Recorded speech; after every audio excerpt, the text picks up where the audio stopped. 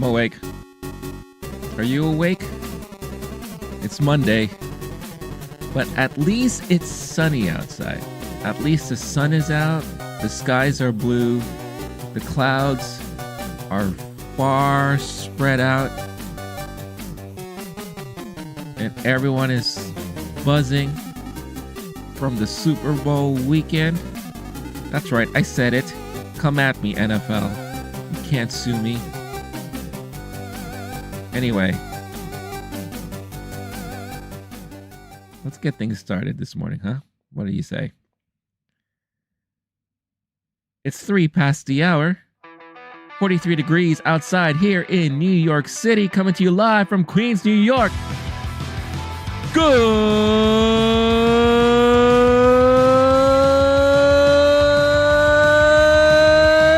morning!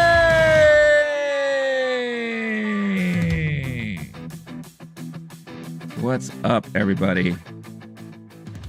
I'm actually surprised I was able to do that, because the reason why I'm late, yes, I am like an hour late.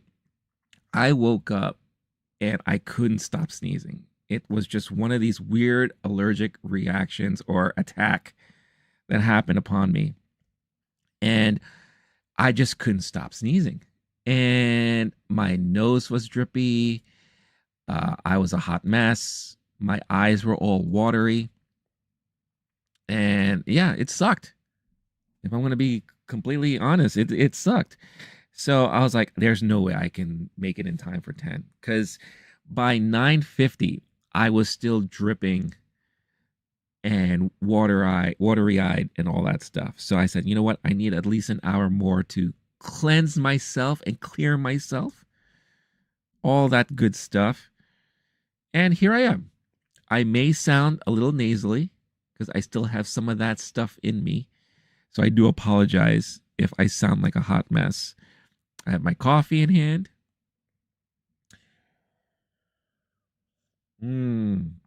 At least the coffee is keeping me going. And yeah, I'm just excited to be here again. Another Monday, a brand new week, fresh new week for everybody.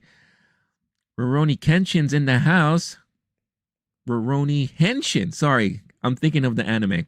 Rurouni Henshin in the house. Gotta love seasonal alley. Oh yeah, it's the best. He's the best. Where's that from? That's Nacho Libre. Jack Black there. He's the best. Well, good morning, everybody. Hope you had a wonderful weekend. Obviously, one of the topics for this morning is going to be the Super Bowl, or the Superb Owl, the big game. I'm not going to be going in depth about the game itself, but everything that happened around it. But before we get into that, let's talk a little bit about the weekend. My weekend was pretty busy. Just so you know, again, I know sometimes people watch this on the replay. Maybe when you hop in, you don't know exactly how the format works and all that. I'm just chilling with you guys. I am here drinking my coffee, doing what I normally do on a daily basis, reading up and catching up on the headlines and all, and just recapping things that happened the prior day, hence the morning after, right? So yes, we will be talking about the Deadpool trailer. Have to talk about some of the Super Bowl ads that I thought stood out. Wasn't a great crop this year, I have to admit. Kind of was lackluster. But we'll talk about some of that, some of the trailers that was teased.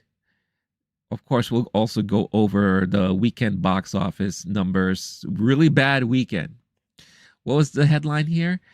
Worst Super Bowl weekend in decades outside of COVID. Can you believe that? I can. With what was out in theaters, it wasn't a good showing for a lot of people. So we'll be going all that stuff plus usual headlines and everything. But yeah, my weekend was very busy. A lot of behind the scenes family drama stuff that I had to handle and all. Yesterday met up with a good friend of mine. His office was moving. So they had this opportunity to hand out or get rid of a lot of monitors that they were tossing. Good, decent quality monitors too. And um, one of the conversations I had with him, and I think it holds true for a lot of people. It's funny how when you do what you do, especially when you're in tech, when you're a programmer, when you are a video editor, when you are a quote unquote broadcaster on YouTube and all, monitors is a hot commodity. The more monitors you can have, the better, right? But of course, that comes with a cost. This guy, his office had 10, 20 monitors that they were just going to toss in the garbage. I said, of course I want to take some off your hands.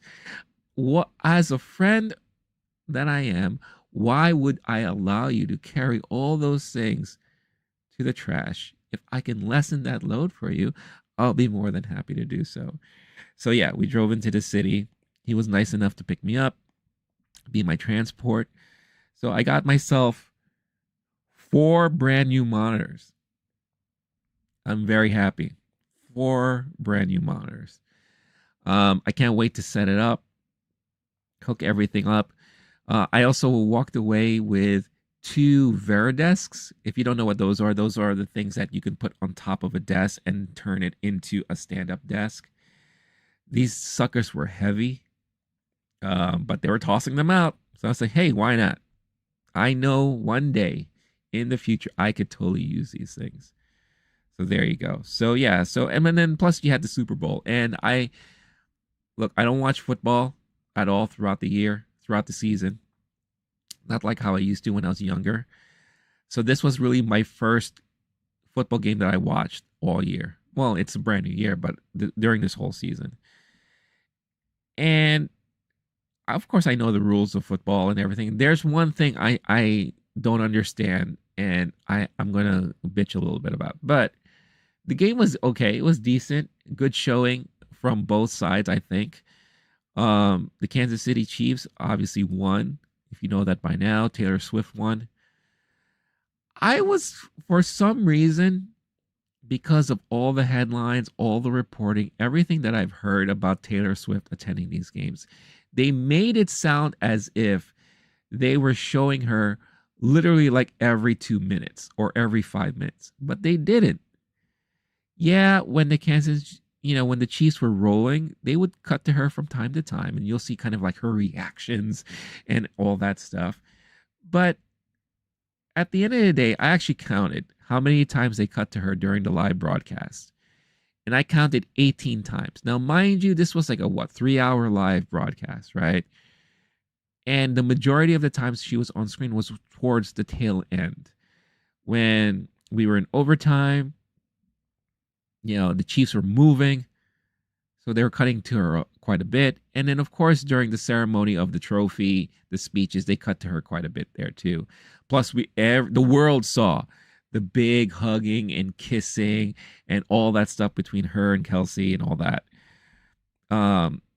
But that the bulk of her appearances on the live broadcast happened towards that end. I would say is during the game itself, she maybe appeared on TV 8 times. So I don't know why. Well, I know why, because it gets headlines and it gets clicks. She was not, they didn't overblow it out of proportion, in my opinion. Um, I will say, since this is my first time really seeing it live on TV, she reminds me very much of the type of girl that you would see at a bar who has no interest at all in sports. But because the majority of the crowd is there, or maybe she just happens to be with a guy she's dating that's into it, she in herself gets into it too. But she has no idea what's really happening. And you can kind of see with the kind of people that she's with. First of all, why the hell is Ice Spice there? I mean, I guess they're friends and all, but I'm pretty sure Ice Spice knows nothing about football, right? And of course, you have Mahomes' wife there. You have Blake Lively there, which is kind of funny. They're all buds, right? But you have this girl group, and I'm sure half of them know nothing about the game, or they've never probably sat down and watched the game in ages, maybe since they were kids, or maybe since with their parents, if at all, right? So they're all relatively new. And it just reminded me going back to like when I used to go to bars and watch the Super Bowl, or I watch any game at a bar, and you have the crowd pumped up, and then you have those group of girls that have no idea what's going on. They're just there to get their drink on, maybe hit on some guys, or some of them are with their boyfriends that they're just starting to date for the very first time, and they're like, yeah, what's going, I don't know, woo, yeah. Or they're so busy talking to each other, and then when something happens, they look, oh my gosh. That's basically what her reactions reminded me of. But I will say this, as a girlfriend, I give her a lot of kudos because it looks like she's extremely supportive. Like she cares, and she, in her own way, she does not try to step into any of the spotlight. She could have easily tried to sneak up on that stage at the end to be with Kelsey, celebrating his Super Bowl win. Of course, you have Mahomes' wife there. Well, wife and children, of course, makes sense. But with the star power that she has, and we all know already by this point, the NFL loves the attention that she's bringing. I heard some crazy stat over the weekend that the amount of money or interest Taylor Swift has brought to the NFL ever since she attended the games is astronomical. Girl has the power, and she is one of the very few celebrities out there that has that drawing power right now, and it's showing, which is crazy. It's insane. But as a girlfriend, the fact that she did several shows in Tokyo, and after her last show, she hopped on a plane, 13-hour flight back. Well, this is going to Vegas, so maybe it's a little shorter than that. 8 hours, maybe, let's say. Just to make sure she made it to the game to support and root for her boyfriend. Then, when he wins at the end, she waits patiently for him after all the hoopla on that little stage that they have, and then they have their little moment, right? I mean, I feel like you ask any guy out there, that's the kind of support you would love to see from your girlfriend, from your wife, right? And I don't think she was being fake about it. I don't know what her deal was with all of these other boyfriends that she's had that, obviously turn into songs that makes billions. I don't know what the deal is with there. Or maybe she just got caught up in dating too many famous people, right? People within her industry. When you date someone like a Kelsey guy, seems like a very humble, sporty jock celebrity. I guess celebrity now, ever since he started winning Super Bowls with the Chiefs. It seems like he has a great family. We could see that she gets along with his mom. Yeah, we all know how close she is with her own mom. So I think, from what I can tell, it looks very genuine, right? And I think, to give her credit, she appears, at least from what we're being shown, she really appears to be a very supportive girlfriend.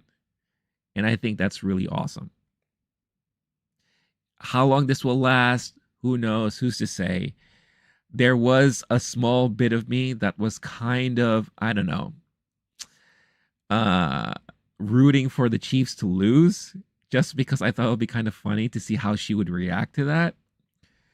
And it would have been funny if they didn't really do so much and they just decided not to cut to her as many times. So every Swiftie out there who watched the Super Bowl just in hopes to be shown Taylor Swift more often didn't get that. I thought that would be kind of funny. I know it's a little morbid, but it didn't happen. But I'm happy for them. Chiefs won. I'm happy for the Swifties. They got their awesome, cute moment at the end with both of them hugging and kissing. And you can see that there's some connection there. It looks kind of genuine on the surface level. So, hey, good for them. And like I said, ask anyone. That's the kind of relationship I think a lot of people are looking for. So if it's true, then I'm more than happy for those kids. Good for them. Good showing. Good job. That deserves some applause. All right.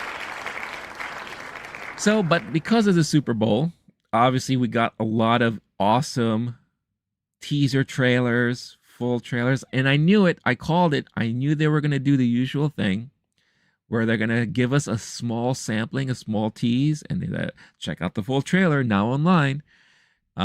So they were forcing people to go online and watch these things. But what I've been noticing is that during the game, YouTube looked like it was dead. At least based off of the channels that I follow, based off of the channels that come into my feed, what the type of views that people normally would get, they weren't getting when the Super Bowl was on. So it I think it just shows you the impact and the power the Super Bowl has, and people are just watching that game, right? Because like even when the Deadpool trailer dropped, it wasn't getting the numbers immediately that I thought it was going to get. But then when halftime kicked in, I noticed the numbers were like exploding. And then once the halftime was over and the game started again, it kind of settled down again. You know, and again, because of what I do, I'm always keeping track of numbers and all that. As of this morning, the official Marvel YouTube channel that dropped, that was one of the channels that dropped the teaser trailer. That trailer has over 11 million views. On the Ryan Reynolds YouTube channel, it has like 8 million views. So I feel like the majority of those views came after the game or during halftime. You know, if you wanted to see my reaction to that, it is on the channel already. I mean, it was there yesterday. It was funny because as I was recording my reaction to the full trailer from online, I had the game in the background, and if you've watched that, you would see me kind of looking like that because I caught an eye like, oh my god, they just dropped another trailer. Oh my god, they just dropped another trailer. They were dropping these teaser trailers like crazy. If my memory serves me correct, it all happened during the first quarter, right? Like it was just like I said, the Deadpool stuff that dropped right before kickoff. And then after that, they went running. I counted. Here are the trailers that I counted. You know, obviously they had this Despicable Me 4 with the whole AI thing. The new Quiet Place teaser dropped. Deadpool was right before kickoff. Then Wicked, Kingdom of the Planet of the Apes, Twisters, the Knuckles Paramount Plus tease. Like that all seemed to have happened within the first quarter. And then going into the second quarter, we got other stuff like the Shogun Hulu trailer, you know, and then I think there was a couple of other things there. And then after halftime, we didn't really get any other trailer. Yeah, we got a tease for like Monkey Man, Inside Out 2, If, but it looks like everything was just focused really on the first half and in the first quarter, because I think that was during the time where they felt that's the most attention that they can get. That's when most people are truly invested because people's interest and attention kind of wades as the game goes. Obviously, a lot of people are getting drunk, so they can't really focus or they're all over the place, right? So it's just, for me, it was very fascinating just to see a lot of that and how it was played out. Same with the commercials, too. The ads, a lot of it was really heavily in the first half. And like I said, the crop this year wasn't fantastic. It wasn't great. There are some things that stood out, and I'll be talking about that.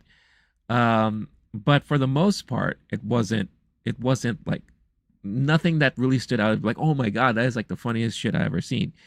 I will say that there were two advertisers that they must have spent so much money because they had so many spots, and that was Temu, which now I know how to pronounce it. I used to be calling it Temu, but it's Temu. Temu had multiple spots all throughout the game. So I could only imagine how much money those suckers spent on all of those spots. Plus, it felt like that ad was created from AI. The song was very generic. You know, it sounds like if you typed into ChatGPT and said, I need a song about my company, and this is what we do, and I want to invoke this kind of emotion and da da da this and that. And they kind of spat out this like Temu Temu papa tu tu. I don't know how it goes. I can't remember, but it was basically something along those lines, and it just felt so generic. And I'm sure they had some help with the AI in creating the animation for it and all, but they had so many damn spots all throughout the broadcast. So it just begs to question, it begs me to ask, like, how much money did they spend for that? And is the company really making that much dough? I guess they are, from what I can tell. The other one that had a lot of spots was Homes.com with the Levy son there, and one of the actresses from SNL. I forget, Heidi Gardner, I think is her name. Um, I counted 4 or 5 TV spots, and it was like a series. So each spot picked up where the last one kind of left off in a way. So it kind of looked like they were definitely focused on telling a narrative for sure. But nothing beats the first spot that they dropped because they were in a boardroom. Yeah, I think it's Dan Levy. That's Sean Levy. Is it Sean Levy? I don't know. The Levy kid from Schitt's Creek, right? He's in the boardroom conference room talking about the business and all that, and it's like a lot of these shenanigans going on. And at the very end, you had Jeff Goldblum sitting in the conference room, and he's like, yeah, that sounds fascinating, huh? Yeah. The reason why I thought that was great is because seriously, before they had his usual apartments.com commercial that he's known for, right? He has this moniker and all that. So it's almost as if he crossed over into the homes.com commercial.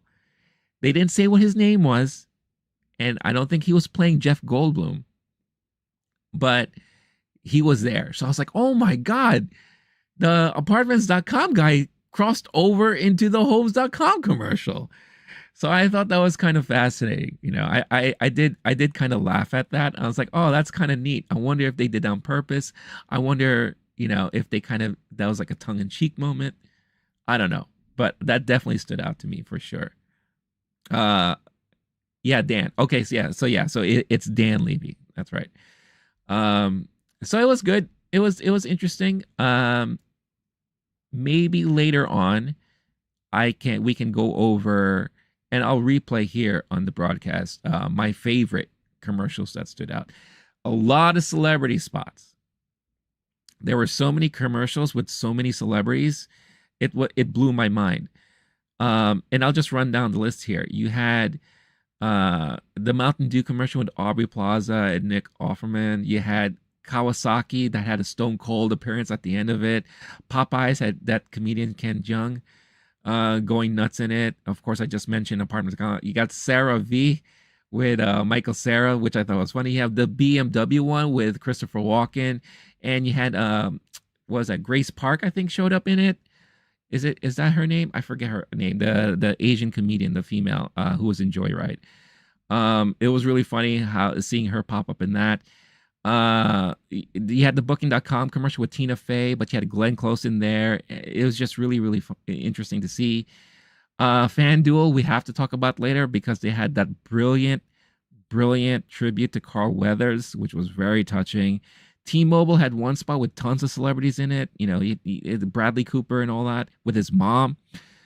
The Scorsese ad, I thought, was very anticlimactic because online they were teasing this big collaboration with his daughter, and this spot was just okay. It wasn't at the caliber of like the Adam Driver ad that they had last year or the year before that. So I was kind of baffled by that. The Dunkin' Donuts one with Affleck, Jennifer Lopez, Matt Damon. I saw Fat Joe in there. Was it Fat Joe? Is that his name? Yeah. He ain't that fat no more. They had Kiki Palmer doing HelloFresh. Judge Judy in this beauty commercial. Jeremy Renner with the silk. Anthony Hopkins with stock cold brew, Beyonce with the Verizon ad. You had Uber Eats with Jennifer Aniston and some other folks in there. You have Mr. T in the Skechers ad. Where did they dig up that dude from? And he looks like he was dug up, man. He looks old, still yelling and screaming and stuff.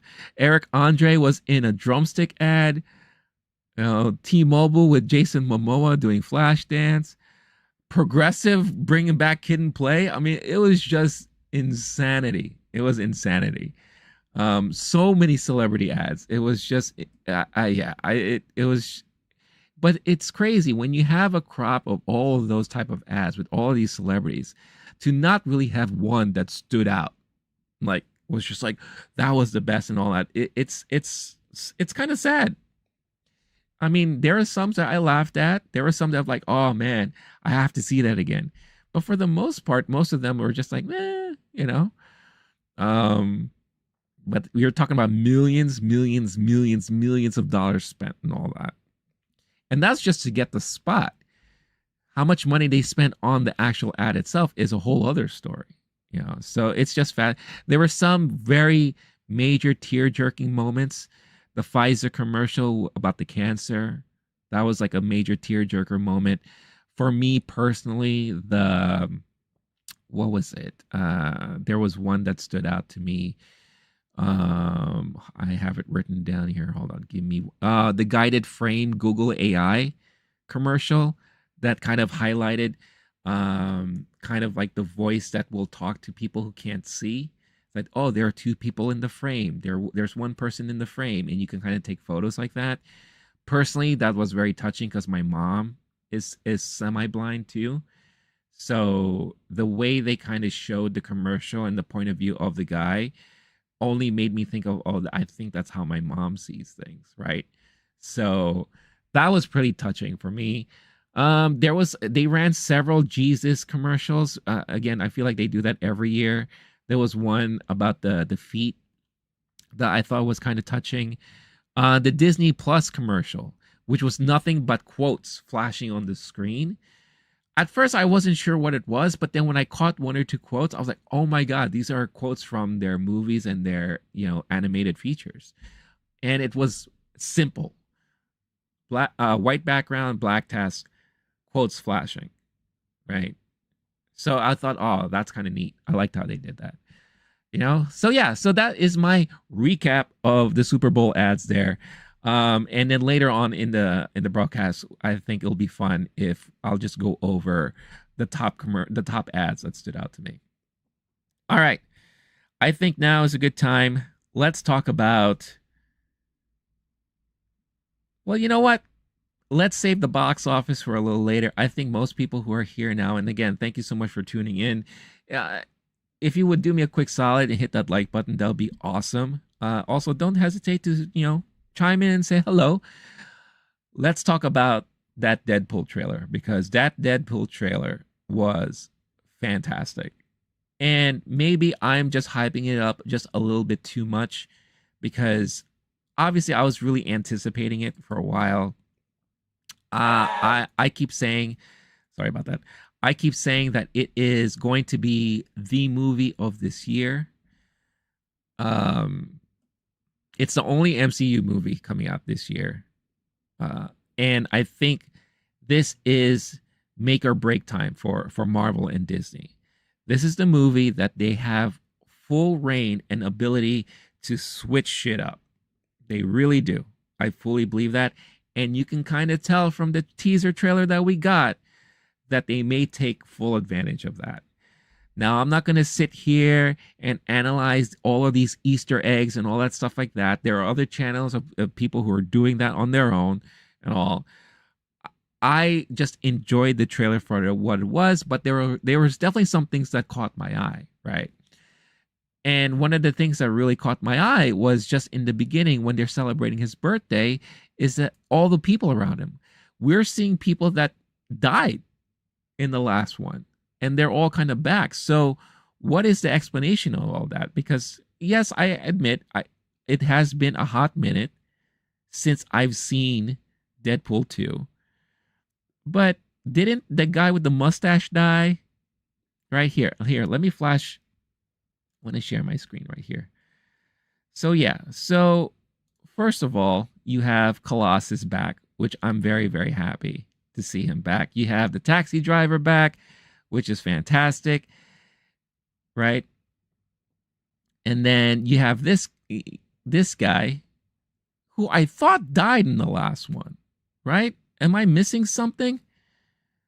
Oh, PQ and the Hizzy, what's up? He went back in time. Oh, that's right. He did, didn't he? Oh, yeah. Oh, yeah, you're right. Because he went back, and I remember he even went back to his older movies where he showed up, right? So we saw him in what you may call it, in X-Men Origins, right? Or no, Wolverine Origins, right? Where he shot his alter version of himself.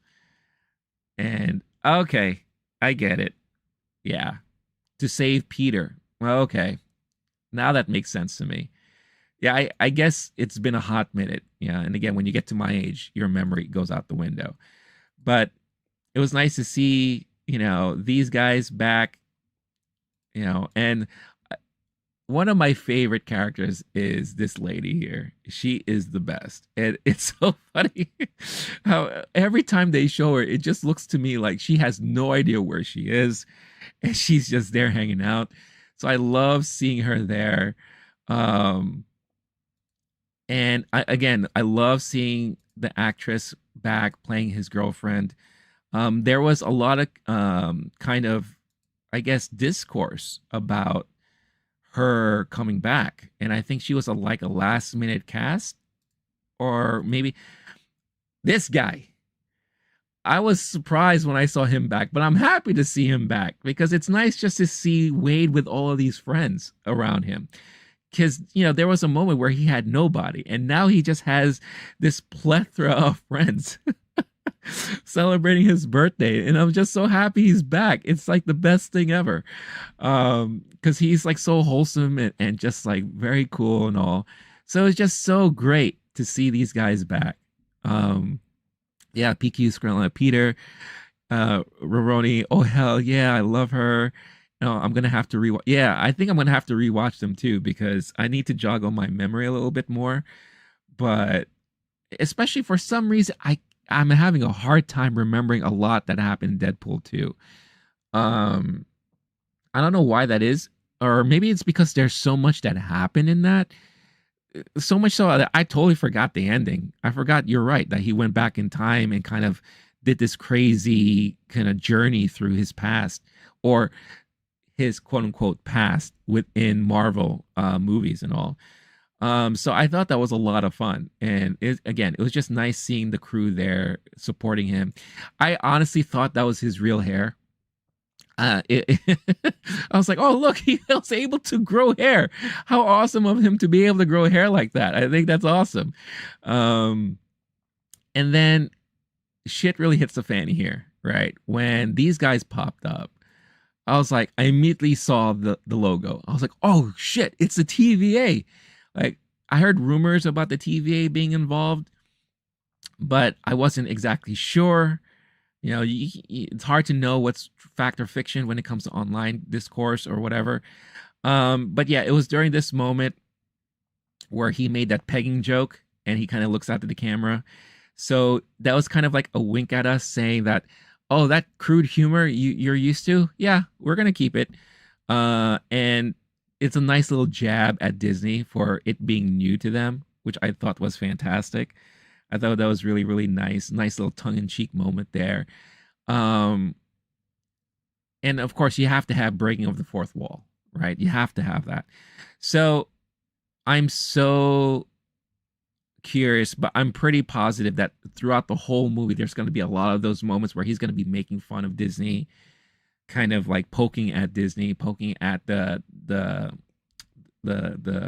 relationship and tie that Disney now has with the Fox universe and Marvel and all, because this is his first appearance within this new regime, right? So I'm sure, knowing Ryan Reynolds, knowing Sean Levy, they're gonna have a lot of jokes lined up.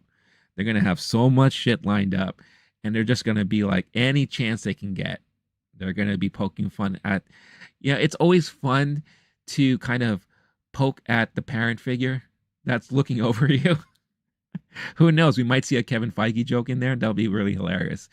But it's nice to see that, hey, we're still maintaining that stuff, right? And this look that he gave to the camera was priceless. That is so Ryan Reynolds. It was so good. PQ said, "Yeah, this surprised me too. When they charged their six, I was like, TVA, what? That's right. And then when he got pulled in right here, and then they yanked off the wig, and I was like, oh, that's hilarious. It's just a wig. I had no idea. Um, and then yeah, when he popped up here, and I was like, oh snap, it's the guy from Succession. If you ever watched Succession, you know who this guy is. It's the guy who ended up with the damn company at the end of it all. But at the same time, too, I guess I didn't know he was British because he has an accent in a way, right? Am I wrong? Or is he just putting that on? So I got kind of confused. And then I got kind of confused that, wait, maybe this is another version of that Nova Corps guy that was in Guardians of the Galaxy. But then the more we saw of him, I was like, no, that's the dude from Succession, all right. Henshin, I don't follow the comics. What's the TVA? That's actually a very legit question. You wouldn't know unless I don't know. Do they appear in the comics? PQ can chime in. But if you watch the Loki series, as PQ said, they are key to the Loki series. And if you watch the Loki series on Disney Plus, basically, they are an organization that monitors the threads of time. So they, I don't know if I want to spoil this for you if you haven't seen it yet or if you're planning to see it, but I'm just going to leave it at this. They are an organization that kind of polices the threads of time. And that's why when you watch this trailer, and the further we get into the trailer, he's at the TVA offices right now. So he's being, kind of interviewed, and he's like, "Hey, come look at me. We're walking through the TVA offices here. I don't know what this whole deal looks like. He's working at Walmart now. Good old Wade working at Walmart. But this part, so you notice how he has all of these monitors, and they're showing the bits of the Marvel universe that we as fans are used to seeing. Iron Man 1, you have Thor, I believe this was Ragnarok or something along the line. You have Avengers Ultron, I think this middle scene was taken from. They know history and they follow all the time threads, all the multiverses and everything like that. And they just want to maintain calmness and structure. And in the Loki series, they really, really go into, well, what happens when something breaks along that thread, right? And this shouldn't be too much of a spoiler, but Kang is involved in this somehow. That's why there was that major push for Kang in the MCU. Obviously, now I think they're going to start to pivot, but all of that ties into everything. PQ, they are in comics and do the same as in Loki, but that is most I know. Okay. Henshin, oh nice. I'm into time travel stuff. So yeah, if you have a moment, especially before Deadpool 3 comes out, I would recommend watching the Loki series. There's 2 seasons of it now on Disney Plus. It's not a long commitment.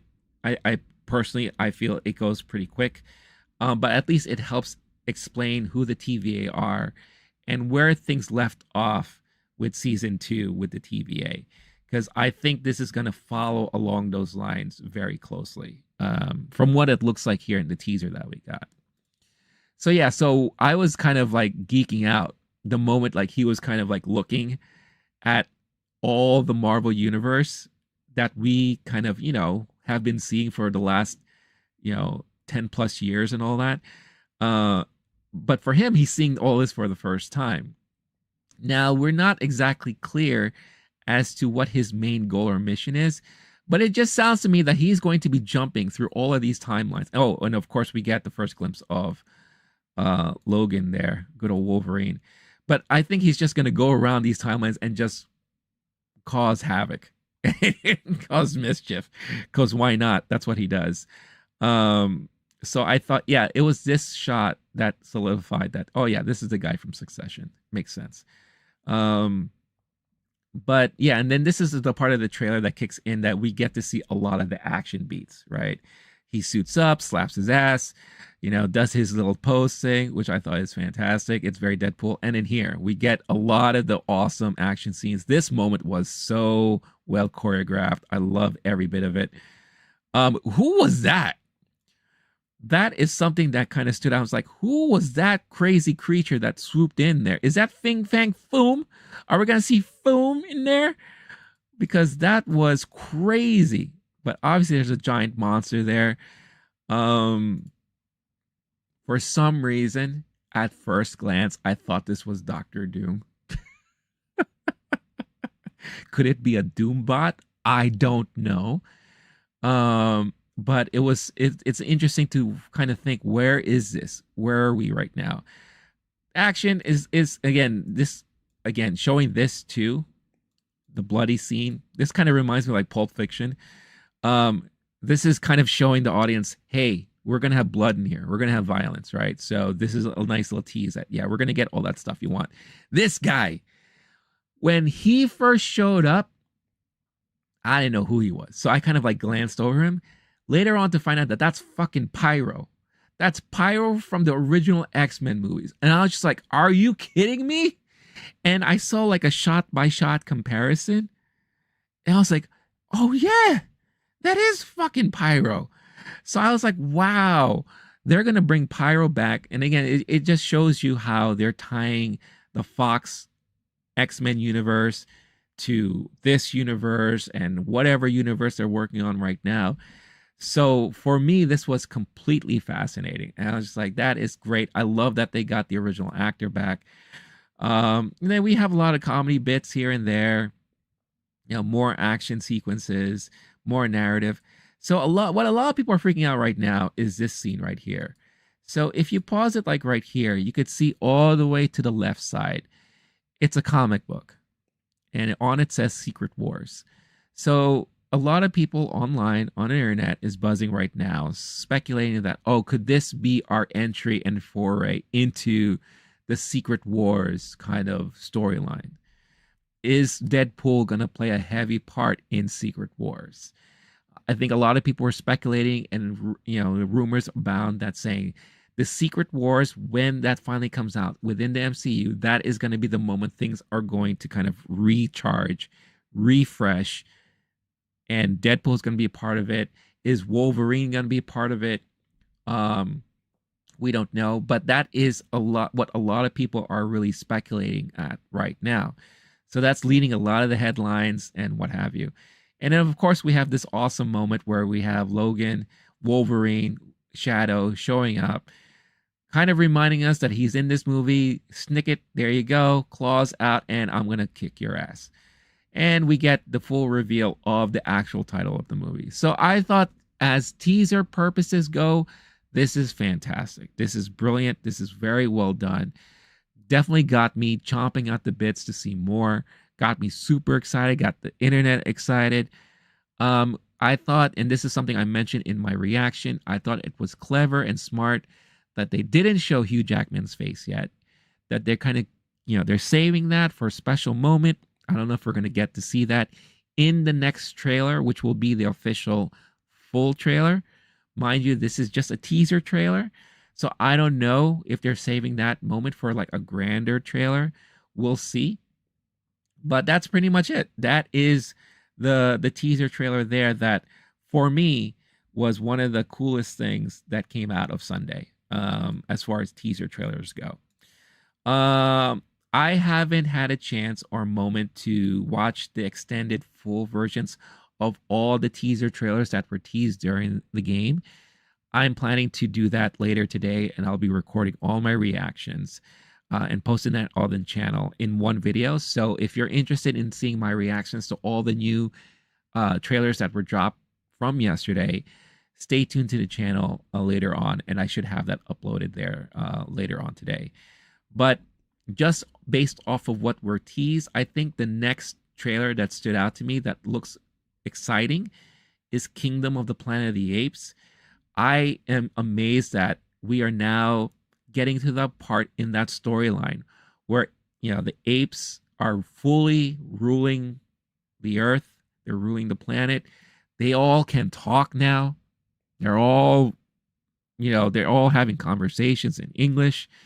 The humans are now the hunted, right? Very much like how the original movies were like with Charlton Heston. Are we gonna get one of those damn dirty ape moments? I don't know. But I think it's fascinating that we are now in that part of the storyline, and that looks really great. Quiet Place, I am really excited for because it's gonna be fun to see how the events started. Plus, I like that we're getting Jam and Hansu there because when he showed up in Quiet Place 2 in like what, and he died in like in 5 minutes after we saw him, it was one of the jokes I had where it's like, why is it in every movie that he shows up with these big franchises, he dies like in 10 minutes? Like he probably just shows up on set and is like, all right, what do you need me to say? How long is it gonna be until I die? All right, cool, let's go. Uh, that's like what it feels like to me. So it'll be nice to kind of see him as part of the original moments of when the event broke out, um, and kind of see how or what role he plays during all of that. So I'm really excited to see that. Henshin, I love the first two. Quite, oh my gosh, the first two movies were so brilliantly done. The first one was so good, especially that moment when the major death that happens. Like you couldn't have written that any better. And then the second one, very very tense moments, a lot of like kind of high anxiety moments. So good. I mean, Krasinski has written really good stories for this franchise, for this universe. And I love his approach to directing too. And I don't know if you knew this or not. I believe this was in the second movie where they kind of show them in their small town and they're catching wind that these creatures are attacking everyone. And you see Krasinski like running into the car, and he's in the car with his wife and daughter. And as you're driving, you're in the car, and the camera kind of like it's spinning, it's panning around, and then it locks into one of their faces. He did this thing where he kind of like explained that scene, and all of that was an accident. He said the camera actually fell over by accident. So that shot was almost ruined. If the camera broke, that we would have lost that shot. But the fact that it just tipped over and it locked in on the faces, he said, you know what? Let's keep that in there. That actually looks pretty dope. So it's one of those happy accidents that happen. So I love like knowing that. And his approach to directing is really good. Henshin, it's wild that comedians have directed or produced some of the best horror in recent history. Very true. Very, very true. You have Jordan Peele with all of his movies that he's doing, right? Krasinski now with this. Um, and I wonder if there could be a correlation there too, right? Where it's like those people who are so into comedy or who are like comedians, their comedy sometimes usually comes from like a dark place. So I wonder if there's like a connection there for sure. It's always interesting to see that. But yeah, Quiet Place looks a lot of fun. It looks like that's going to be a blast. I can't wait for that. I didn't really have a chance to see Wicked because again, as it was airing on TV, I was doing my reaction to Deadpool. So I can't wait to check that out because I am actually looking forward to that movie, despite it has Ariana Grande in it, who couldn't care less about. Um, but the story itself is fascinating. And I have to finally sit down and watch the Monkey Man trailer because just based off of what I saw, it's like Dev Patel is now John Wick. That kind of what it looks like to me. And I'm like, you know what? It looks pretty dope. So I may want to just finally sit down and watch the full trailer for a change. But yeah, those were the trailers from the big game yesterday. So yeah, like I said, and like I mentioned before, I'll be recording all of my reactions to the new trailers, posting them on the channel. So be sure to stay tuned. If you're not subscribed, that'll be great, so that you could find out when that's live and available. Henshin, there's a great interview with Jordan Peele on Conan O'Brien. Definitely recommend it. Okay, let me Let me jot that down. I want to check that out because I love. There was this interview Jordan Peele did on the set of Nope, where he did talk a lot about horror and kind of like how he got into it. Um, how because there's a lot of people who are comparing him to Hitchcock and how he's humbled by that, but he kind of doesn't want to take anything away from Hitchcock. He doesn't want to like kind of have that big shadow and moniker over him, but he's very humbled by that. So really, really good stuff there. But yeah, thank you for recommending me that. I'm gonna check that out for sure. All right, let us go into. I think now is a good time to talk about the weekend box office with the box office breakdown. Box office breakdown. Let's go.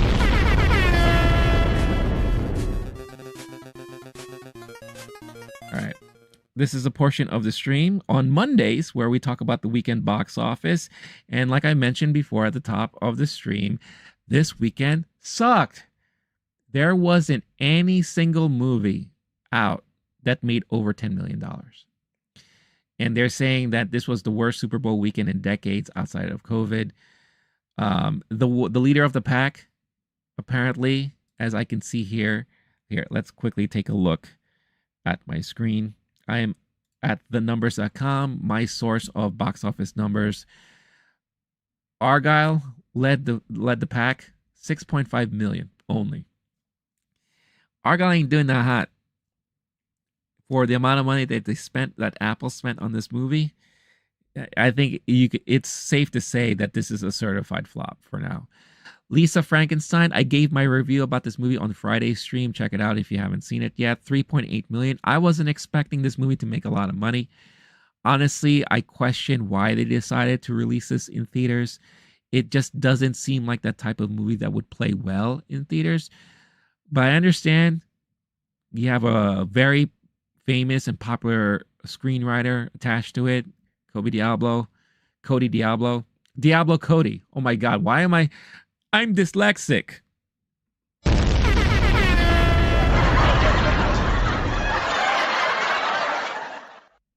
Or I just need more coffee. But Diablo Cody was attached to it. And then, of course, you have first-time director Zelda Williams, daughter of Robin Williams. So I kind of understand why maybe Focus was like, oh, let's give a spotlight to these guys. But these kind of movies, they're not going to cut it anymore in theaters. And you could tell, especially with these type of numbers here. And also, I think it also lacked star power. Yeah, Catherine Newton may be known to a lot of the younger generation, but to most audiences, they're like, who? Who's that? Right? I mean, yeah, she's Cassie Lang in Ant-Man and the Wasp, Quantumania. But I like if you're not aware or familiar with any of that stuff, you're just gonna be like, what? So unfortunate for that, because it's not a terrible movie, but it's also not great. So I think that should have been at least reserved more for streaming release. You have Statham's The Beekeeper still hanging in there. The Chosen season 4 episodes 1-3. This is a Fathom Events series of religious television that they're premiering there. So you have that. Wonka still hanging out, top 5. Unbelievable, with 3.1 million, already domestically over $200 million. And I think worldwide we're getting to that point where, yeah, we're approaching 600 million. So this was a low-key huge hit for Chalamet and Wonka there. So good job on them for that. Migration, that's the only other really kiddie, family-friendly movie out right now. 3 million. 7, Anyone But You. I expect these numbers to grow this week, given that it's Valentine's Day this week. And this is a rom-com that a lot of people are enjoying. Good word of mouth, too. So I expect these numbers to go up a little bit more this week. Mean Girls at 8th, just barely under 2 million. And the re-release of the original Dune. When I say the original Dune, I don't think this is Denis Villeneuve's Dune. Oh, it is. Okay, so there's a Fathom Events that's happening that they're going to re-release the 1980s Dune in back in theaters. But to hype up, I guess, the Dune 2 release, they re-released Dune into theaters, and I think they're primarily also focusing on IMAX.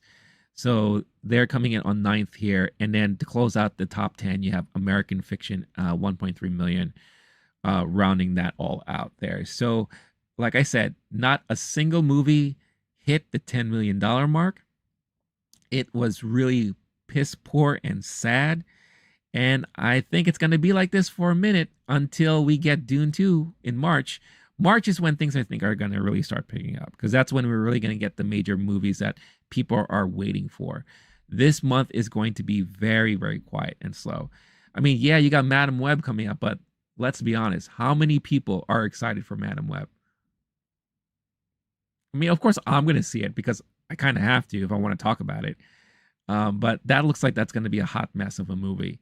And that's pretty much it. And plus, February is a shorter month too.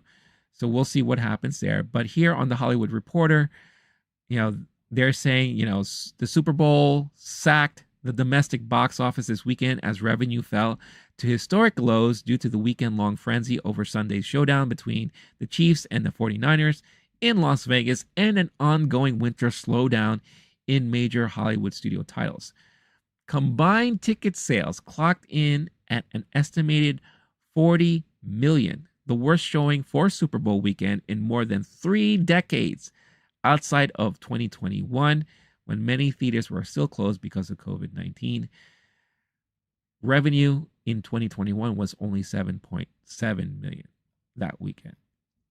That's crazy. The last time revenue was lower was several instances in the mid to late 80s. Ouch. Ouch, ouch, ouch, ouch, ouch. There is an upside. Hollywood studios aren't obsessing too much about weekend grosses. Instead, many are getting ready to drop splashy and pricey new spots for their movies, which we, of course, saw during the big game on Sunday. So, yeah. I mean, it is what it is. January has always been considered to be like the dumping month for a lot of bad movies.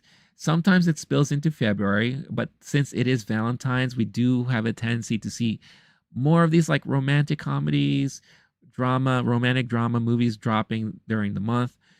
Lisa Frankenstein is a kind of like a teen comedy rom-com, like a rom-com.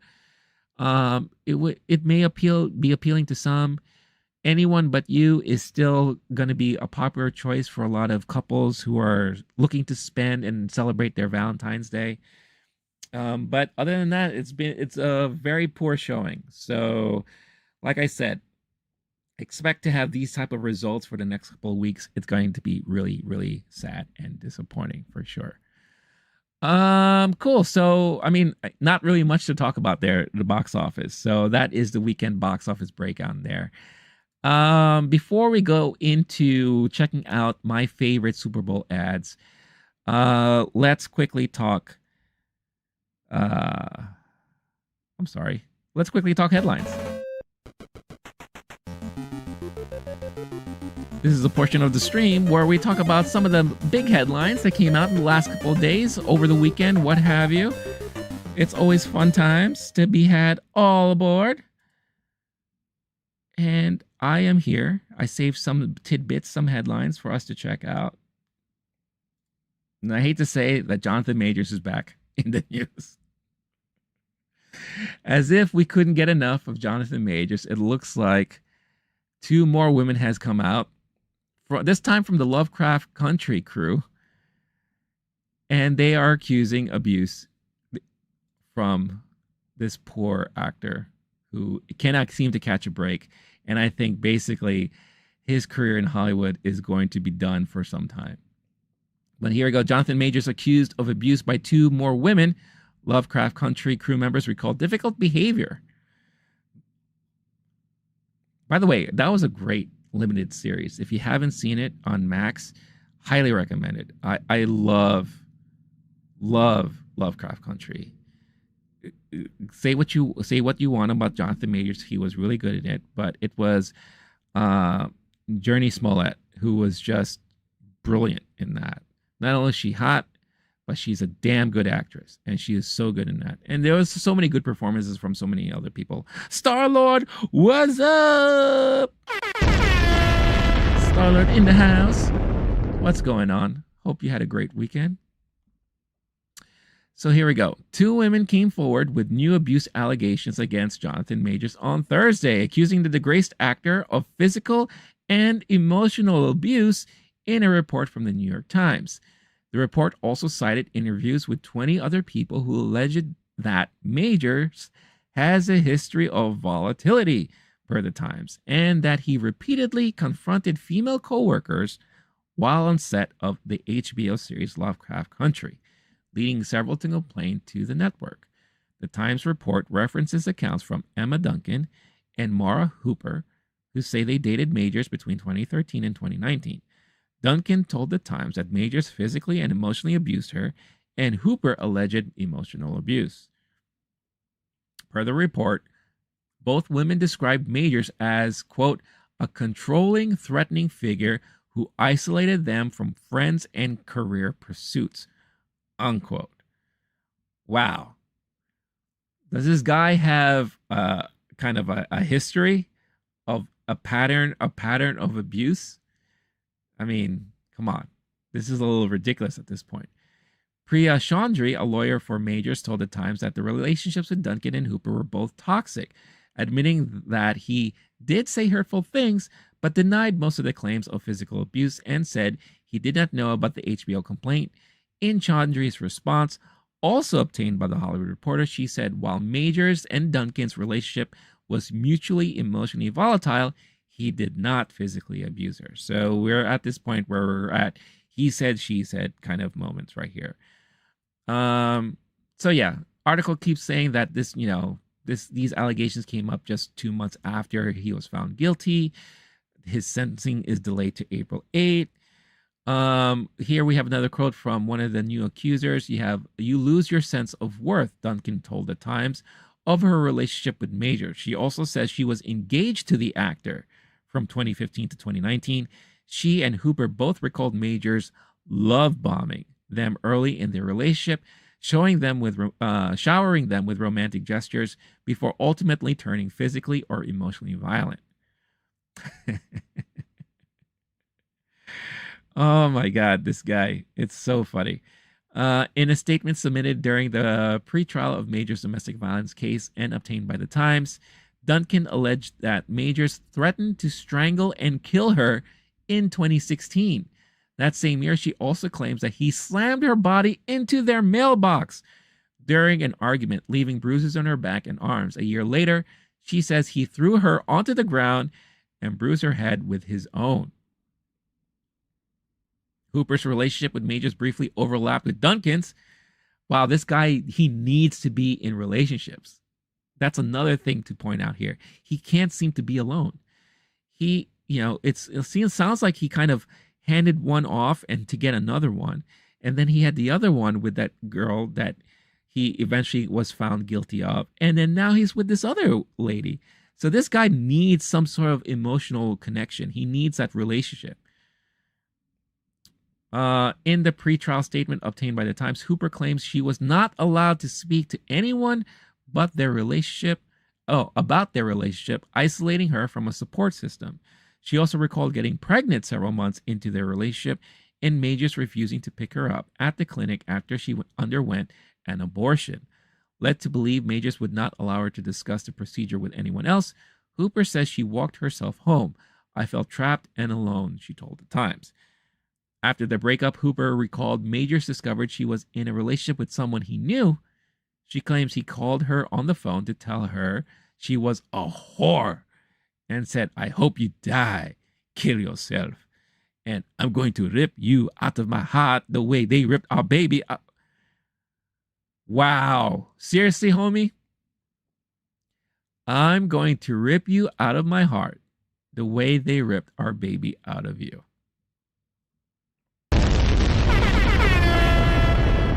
Wow. Wow. Wow. Wow. Wow. Wow. Wow. Wow. You blew it! She and Duncan also both claim that Majors repeatedly threatened to kill himself throughout their relationship. All right, I think I've read enough of this. This guy, he has some emotional anger management issues, which he kind of admitted on his own during that Morning America interview. But there's some deep rooted stuff in here. I think he has something against women in a way. I think there is some animosity towards women. I don't know how his relationship was with his mom, but he definitely has some emotional anger management issues. And for some reason, it is always towards other women. I am not a therapist. I hope he's seeking therapy. He needs to work a lot of these stuff out. But if all of this is true, again, I think this pushes his ability to come back to Hollywood further and further down the line, if at all. What else is there to say? This guy is a hot mess. It's unfortunate. Star-Lord, do you think Tim Burton can get Johnny Depp back in a movie? I think if there is a role that Burton feels Depp can fill in, then I don't see why not. However, here's the question I would ask. Does Johnny Depp want to come back to Hollywood to do a movie? He is not living in the States. He's living in France, I think. And the last movie he did, or last project he did, were international based.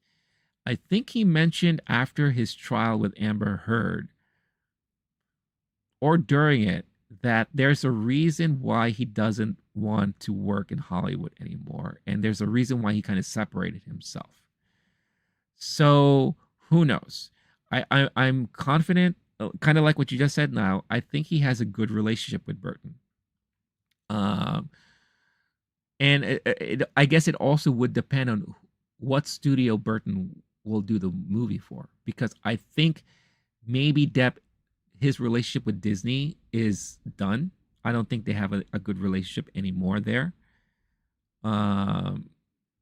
Because if rumors are correct, the new Pirates of the Caribbean movie, or Caribbean movie, if you want to call it that way, I think they're going to focus on having a female version of Jack Sparrow. Again, just rumors, but I don't know. So we'll see what happens. It'll be nice to see Burton and Depp team up again, but it has to be something special and magical, in my opinion. And it has to be worthwhile for Depp to want to consider it, for sure. AKB Mobile in the hizzy.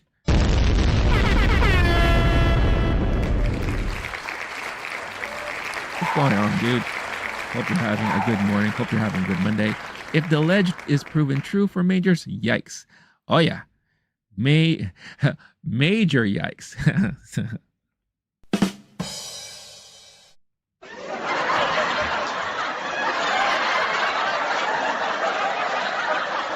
I'm here all week.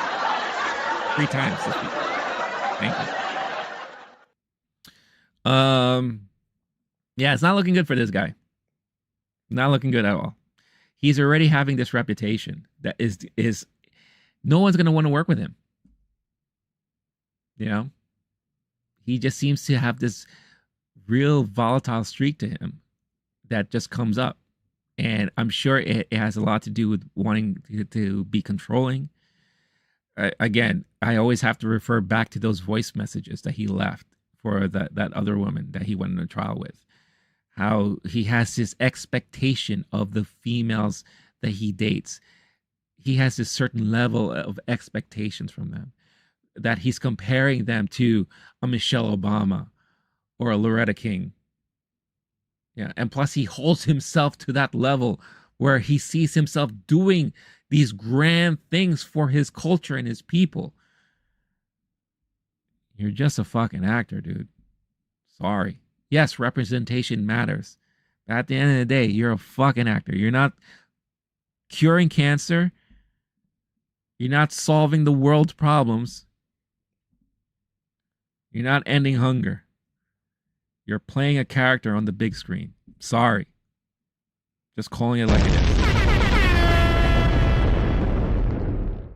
Fuck off! Oh my God. I'm sorry. Star Lord, he's making a sequel for Beetlejuice. He can make a sequel for Edward Scissorhands.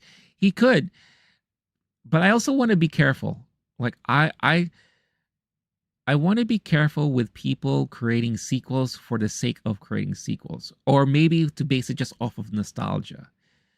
If you have a decent story to tell, then by all means go for it. Beetlejuice, they've been wanting to do a sequel for a long time, so it makes me feel there was a decent story to be told for some time now, right? So I think I'm cautiously optimistic, even though I am really looking forward to watching that movie. I was hesitant at first when I heard that they were making a sequel to Top Gun, 30 plus years after the fact. But then the more I hear about it, the more I read about it, and then the more things I saw on it, I said, wait a minute, this could work. This could really, really work. And back before it came out, I predicted that it was going to be the movie of the year when it comes out, and it ended up being that. And it was a fantastic movie. I saw it in the theater 3 times. That's how good it was. So I just want to be very careful for people doing sequels, maybe just for the sake of nostalgia reasons. Because then you end up getting Zoolander 2. Or you end up getting Coming to America 2. And I kind of want to avoid that. You know. But Hollywood's Hollywood. Money talks. We'll see what happens. End hunger for good movies and less woke memes.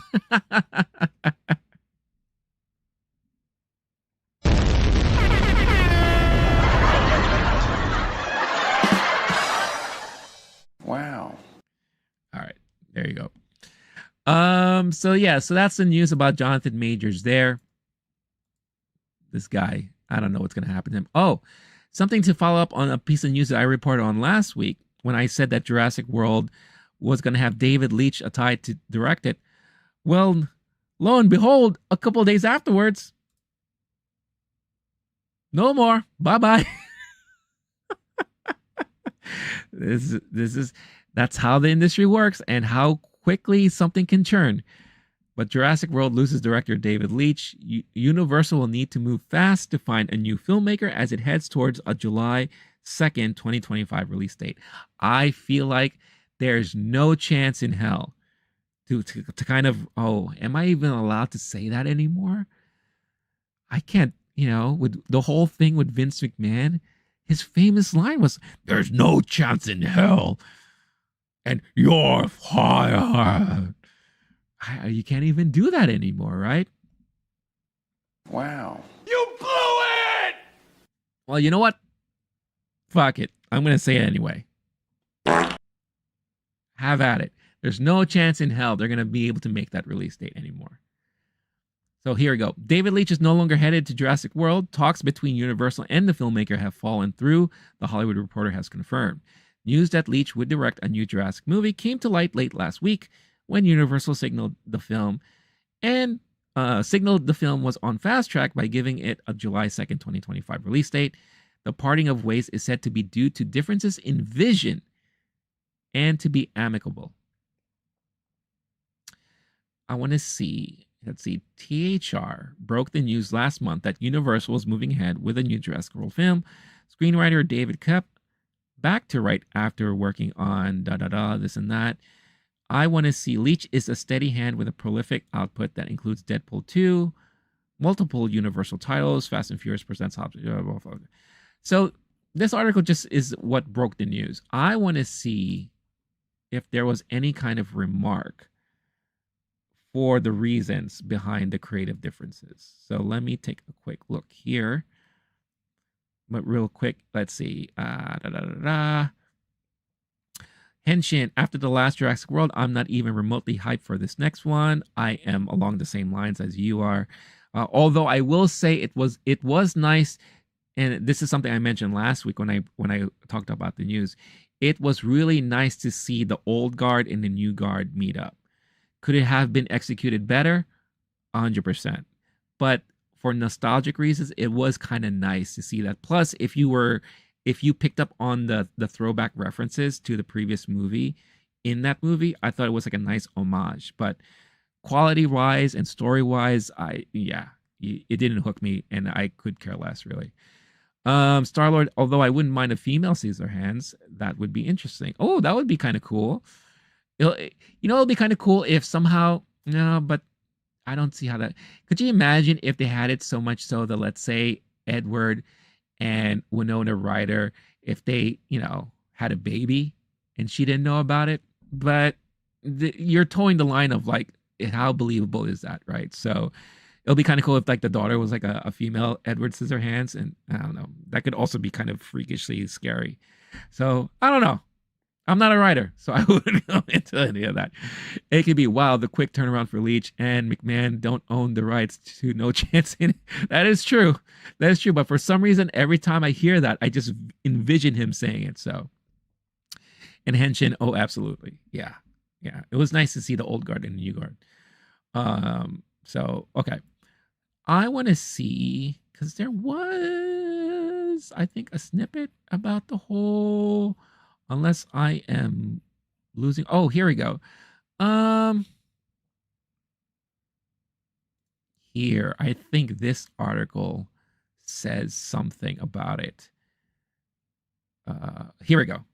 All right. This is a part of the Hollywood Reporter that they call Heat Vision. And it kind of dives into some of the big stories of what went down. So here, let's quickly read this here. So what happened in regards to the whole David Leitch thing? Part of the problem is that Universal is so far along on the project that Leitch would essentially have been more of a shooter than someone who could really put his stamp on the film. There's not enough time to work with new ideas, one source told us of the film, which has a script by David Koepp and an ambitious July 2, 2025 release date. According to another source, the producers have already done some dyno design work and soft prep on the movie. But we can see why the film was attractive for someone like Leitch in the first place. It was going to lean into action territory. One source described it as having an escape from New York vibe, but a Universal insider said that was not true. Well, what about the idea of weaponized dinosaurs? The insider said no. Either way, Universal will be looking for a new director ASAP. Hold the phone. Hold the phone. Everything you just told me, I'd be for. Because I'm nuts. Could you imagine? And the last movie, and we ended with the dinosaurs are roaming around, hanging out with dogs, hanging out with giraffes, right? It's widely accepted that the dinosaurs are among us now. What if shit hits the fan and now certain cities become war zones? So imagine turning New York into this really crazy war zone because the dinosaurs are just too rampant, right? I kind of like that. Or if you combine that with weaponizing dinosaurs so that we could actually have like a live action dino saucers. Or what's the other dino thing? Not Dinobots, that's Transformers, but there was another cartoon from the 80s with dinos and lasers on their fucking heads.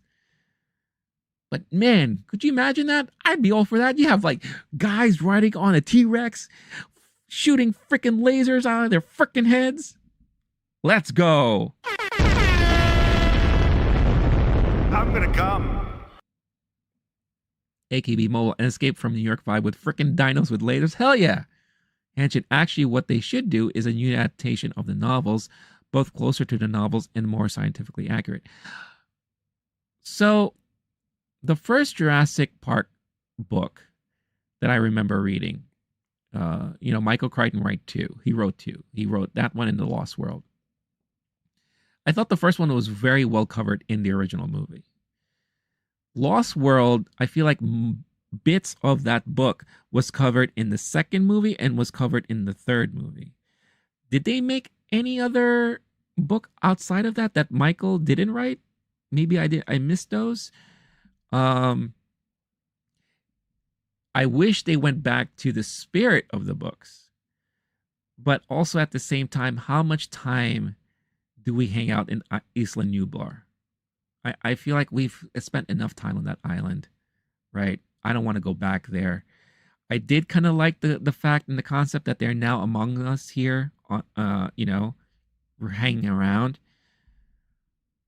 but where can you go from there, right? You can't create another park. That's just stupid. So what if the military got involved and we're trying to see how they can coexist with this new thing, and like any other military, weaponizing them? That sounds fair, right? I don't know. It just sounds like you could go so many different ways, but we've gotten to that territory where it's a little ridiculous now at this point, right?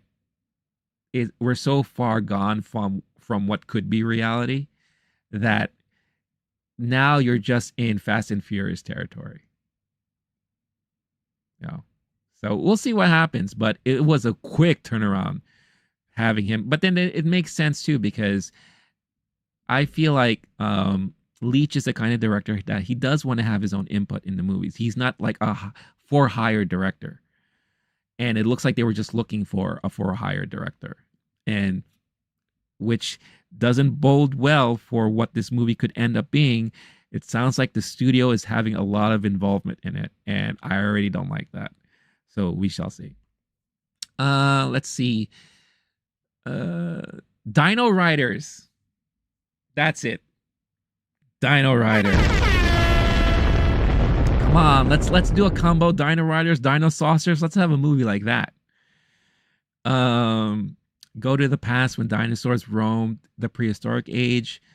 Let's combine that with Back to the Future. That'll be funny. That makes more sense, like the movie Prey.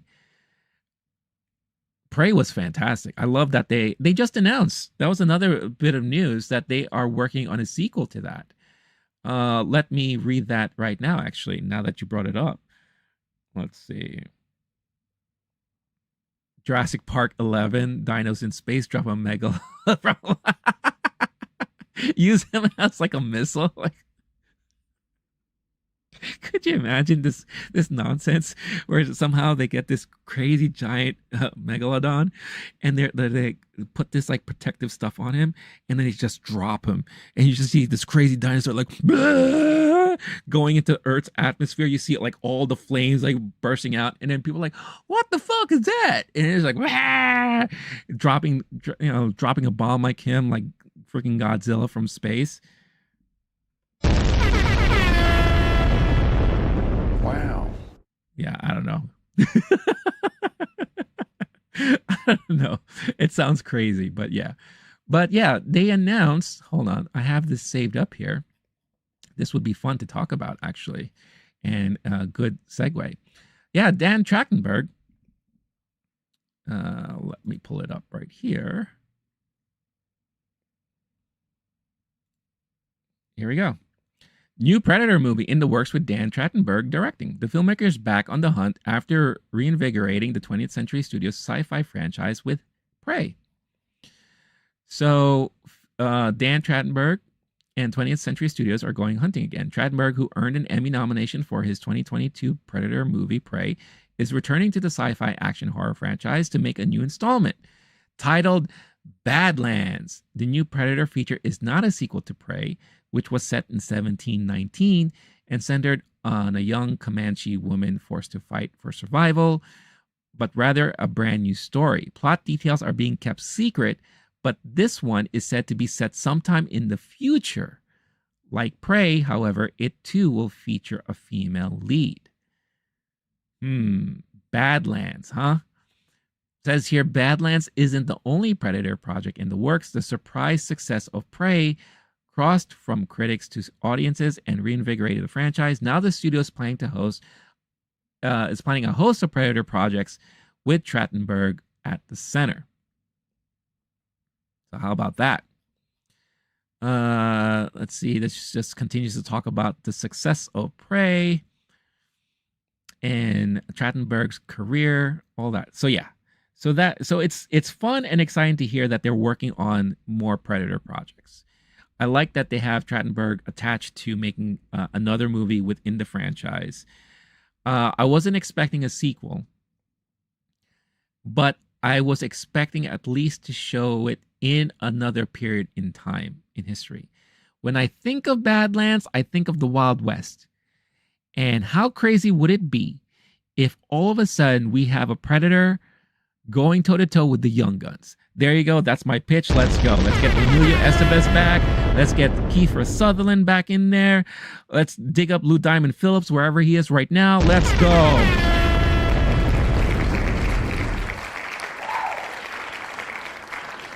Predator and Young Guns.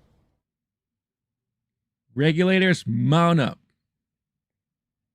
That's my pitch. Henshin, Doctor Who Series 7, Episode 2 is called Dinosaurs on a Spaceship. Is that true? Oh, man. Series 7, is that... Who is that with? Is that Matt? Or is that... I only watched... What is it? Modern Doctor Who. I've only watched the first and second Doctor and a little bit of Matt Smith. I didn't watch the full one. The 11th. Yeah, I'm sorry. I'm not familiar with the numbers of the Doctors. So who plays the 11th Doctor? Matt Smith. Okay, so that is part of... Yeah, there's a whole lot of Matt Smith I didn't see. So but I should check that out. That sounds funny.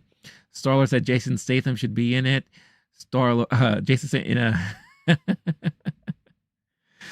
I do think you guys are onto something. I mean, you got Jason Statham riding a freaking Sea-Doo, going toe-to-toe with a giant shark, holding a katana blade. I think, yeah, that's the next evolution of Jurassic World, is to have him go to toe with a megalodon being dropped from outer space. Let's go. How about Mortal Kombat, where everyone does animality? That's another craziness. Let's go. But yeah, I love, again, I love the idea that we're getting a more grounded Predator type of outing. I hope they keep it that way. Let's not go too futuristic. Let's not go too crazy here. There's no need to, honestly. There really isn't a need to do that. But I love that at the very least, they're working on that stuff. Let's see. What else do we have? Oh, this was big news that dropped over the weekend that I literally had no idea was happening. So this year marks the 25th anniversary of The Phantom Menace. And kind of similarly to what they did with the original trilogy back in the day, you know, when they re-released the quote-unquote special editions of Star Wars, New Hope, Empire Strikes Back, and Return of the Jedi, it sounds like they're re-releasing Phantom Menace into theaters to celebrate its 25th anniversary. They came up with this really cool new artwork. There you go. I think it looks gorgeous. It kind of ties into like all the major scenes from the Phantom Menace. Now, I don't know if we're going to be getting kind of maybe a director's cut or maybe a quote-unquote special edition of the movie here. But I'm pretty sure there's going to be a good amount of people who are going to be looking forward to and excited to watching this. And it's, again, showing age of myself. I can't believe it's 25 years since this movie came out. I really honestly cannot believe that. I remember. So here's my story about the Phantom Menace. AKB, the Phantom artwork looks dope. Yeah, this looks fantastic. Oh, I should show you. Hold on. That was just the expanded artwork. This is the new movie poster for, look at that. 25th anniversary. Every saga has a beginning. How dope is that? That looks so awesome. Just the artwork alone, that looks fantastic. So I just want giant martial art animals now. Kung Fu dinos. Let's go. But yeah, so everyone has their story, I'm sure, when it comes to the Phantom Menace. Mine is interesting. Well, interesting to me enough. So at that time, this was what, 99? I was working for a video game company at the time. And obviously we're all nerds, we're all geeks. We were really hyping up our anticipation for Phantom Menace. When they released the teaser, the first official trailer, this was when trailers used to actually debut in front of movies. Funny concept, I know. Who knew? Going back in time. But they used to actually debut trailers before movies. And for the Phantom Menace, they were attaching it to showings of Meet Joe Black.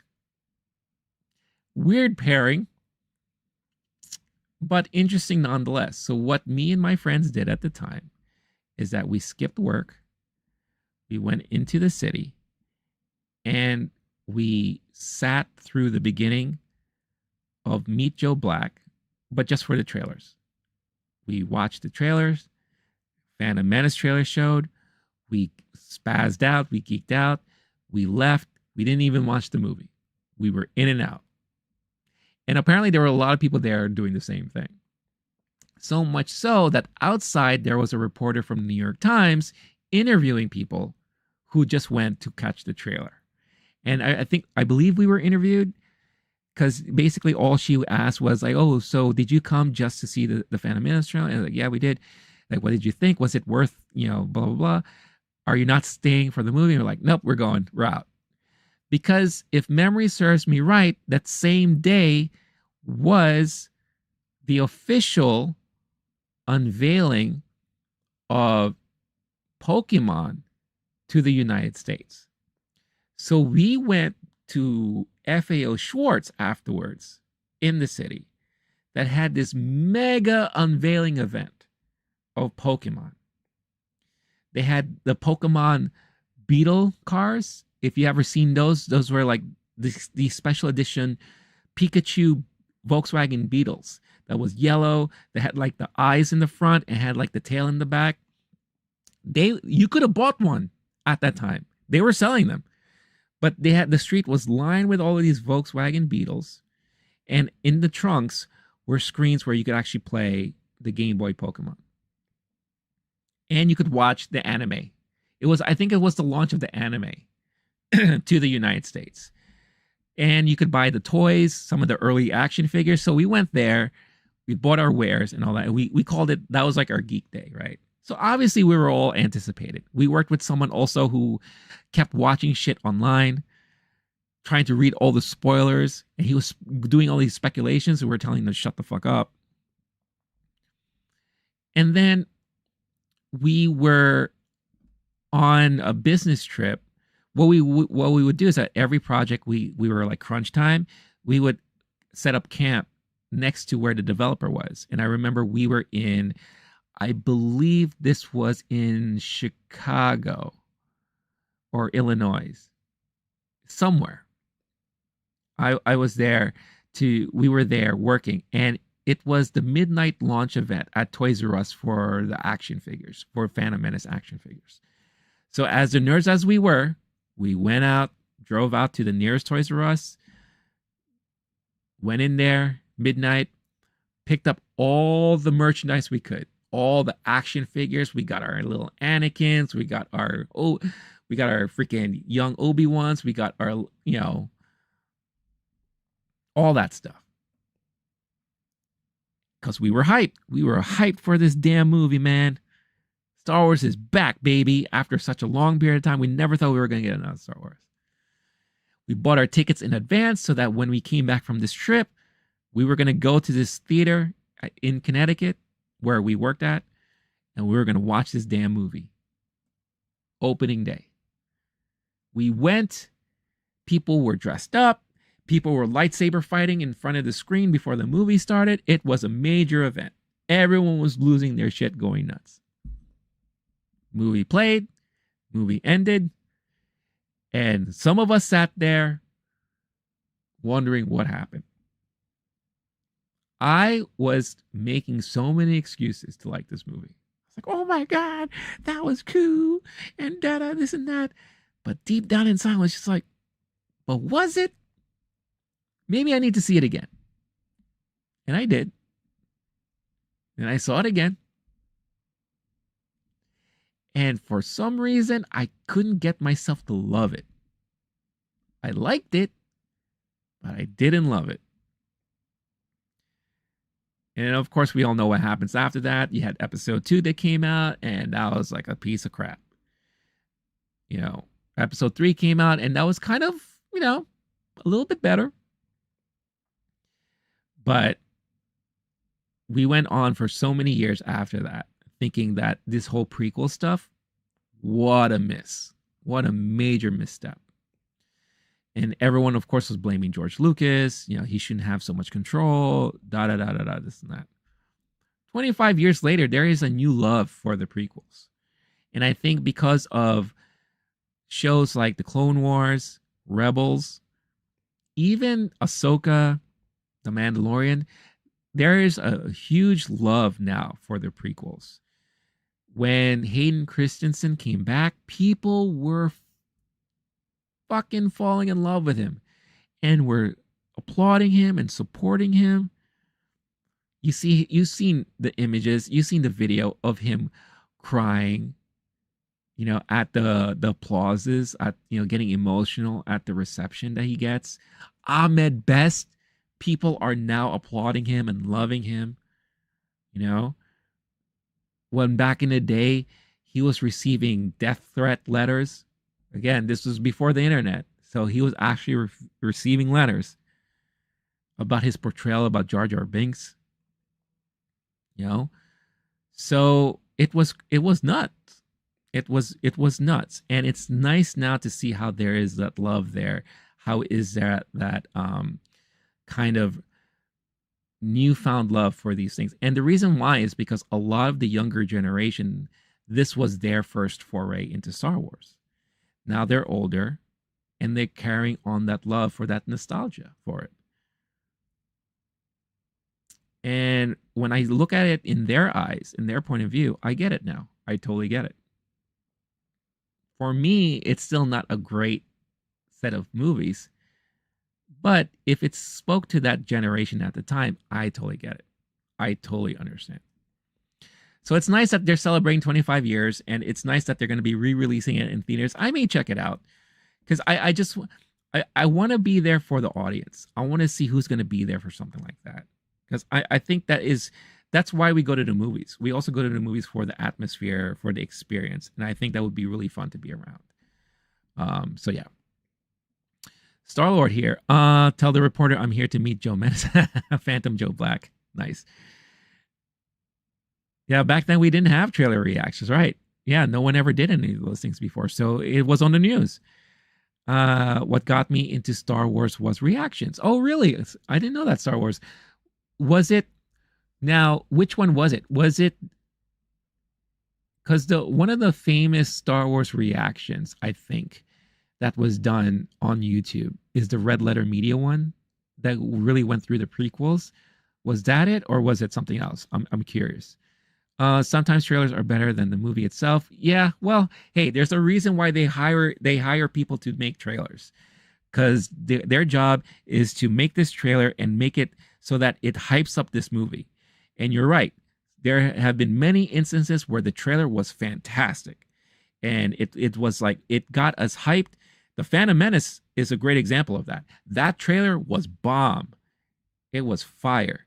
It was so well edited. The music got us hyped. Come on. The first time you saw freaking Darth Maul with those double blades, like kind of pew pew like that, blew my mind. Blew everyone. The audible reaction from the crowd when that popped up on screen for the very first time, it gave me chills. And then I remember when the first trailer for The Force Awakens dropped, and you had people at, it was either D23 or Star Wars Celebration, and you had grown men watching this trailer and they were crying because The Force Awakens was really kind of like a nice nostalgic trip, kind of like a throwback to the original trilogy, to the New Hope, to Empire, like that. And it's because, man, they got these people to put these trailers together, and they're so good at it. That's why it's a business. It's one of those things that I wish I was involved in it because I love video editing and I would love to be a trailer editor. I think that would be a lot of fun. Star Wars, The Force Awakens, real reject. Oh, the real rejects reaction. Okay. Also reaction mashups with like 50 plus. Yes. Yeah. So it's funny. Another funny story of mine, and I don't know if you knew this or not, but I only started doing trailer reactions last year. That was like my end of 2022 going into 2023. That's when I first started doing trailer reactions. And I do notice that a lot of people love watching those things. Who knows? Maybe you saw this channel because of one of my trailer reactions. I don't know. Let me know. You could tell me. But I don't consider myself to be like one of those major YouTubers. I'm far from that. But I kind of like patted myself on the back and I kind of knew like, hey, I'm doing something right when I saw myself being included in some of those mashup reactions. And I saw some trailer reaction mashups where they featured me in it. And I was part of like the 20 plus people or whatever. They even like shouted out my name in the description and all that. And I was like, you know what? That's cool. That's cool. I made a mashup. Oh, I made several mashups. Oh, that's even better. I love it. Yeah, to be up there with some of the other YouTubers that I follow. You know, the real rejects, of course, they like the epitome of reaction people in this type of space that we're in. Not of all reactions, but I mean, at least within the movie pop culture space, they are like the epitome. You know, they're like the benchmark that I think a lot of people are trying to achieve or to reach for. However, my only criticism to them is I do love the fact that they grew their team.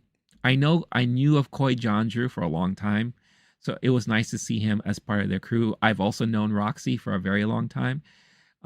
It's nice to see that she's part of that crew too, especially because I don't know if you ever watched the movie Trivia Schmodown. That's where I was introduced to a lot of these people from. Because I love movie trivia, and I loved when they were doing that with Christian Harloff and Mark Ellis. But the only thing that I do criticize them is that now they're reacting to movies that I know personally they have already seen. Because I've heard Koi mention the movies sometimes before in the past. You know, Roxy, I believe she hasn't seen anything. So I feel like all of her reactions are definitely legitimate. But there are certain movies that they would react to now that I'm like, wait a minute. I know you've seen these movies before. Unless I haven't watched them all. So unless they are kind of saying that, hey, we have seen this movie or one of us has seen this movie. So we're just here to kind of thus watch it again to see this guy's reaction or this girl's reaction like that. So I don't know. But I was just like, don't do that. Don't put up false reactions to stuff that you know for a fact you've seen before. I react to things fresh here all the time. If I've already seen something, I will either mention it or I just won't react to it at all. So if you see me not reacting to trailers, it's because maybe I've already seen them and I don't feel like I can put out a genuine reaction to it on the channel. But it's funny enough, this year I haven't seen a lot. So I'm going to be working on and putting a lot of that stuff up on the channel soon. And those are all going to be fresh. So you found my channel reacting to Twisted Metal. Oh, okay. That was a fun one. The Twisted Metal trailer reaction. Well, I'm glad that you did. And I thank you for sticking around and for hanging out. That means a lot to me, for sure. Absolutely. Big up. You know, I still haven't watched the whole series yet. I have to watch it because I was able to go see like the first two episodes at a screening. So I have to sit down and finish that series. AKB, enjoyed your Deadpool and Wolverine yesterday. Oh, thank you. I appreciate that. Out of all the trailers that was released yesterday, that was the one I knew I had to because that is one of my most anticipated movies this year. And I had to dedicate some time there because at the end of the day, he is Marvel Jesus, right? He is the Marvel Jesus.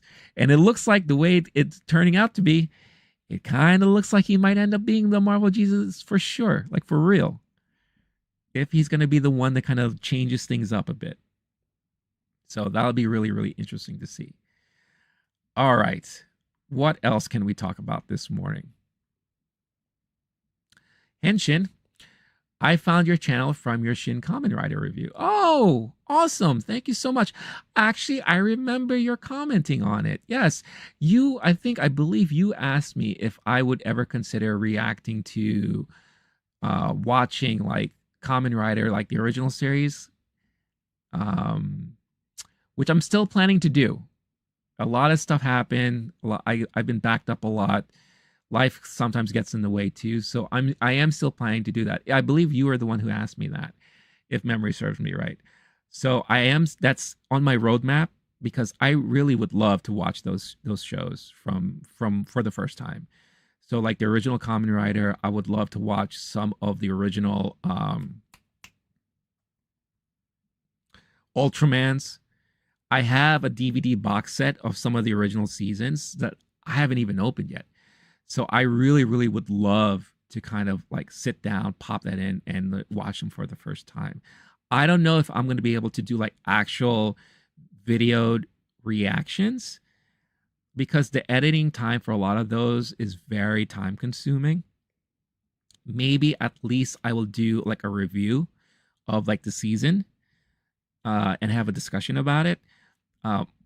Or maybe I can take myself commentating on it, and I'll leave it as maybe like an audio form somewhere.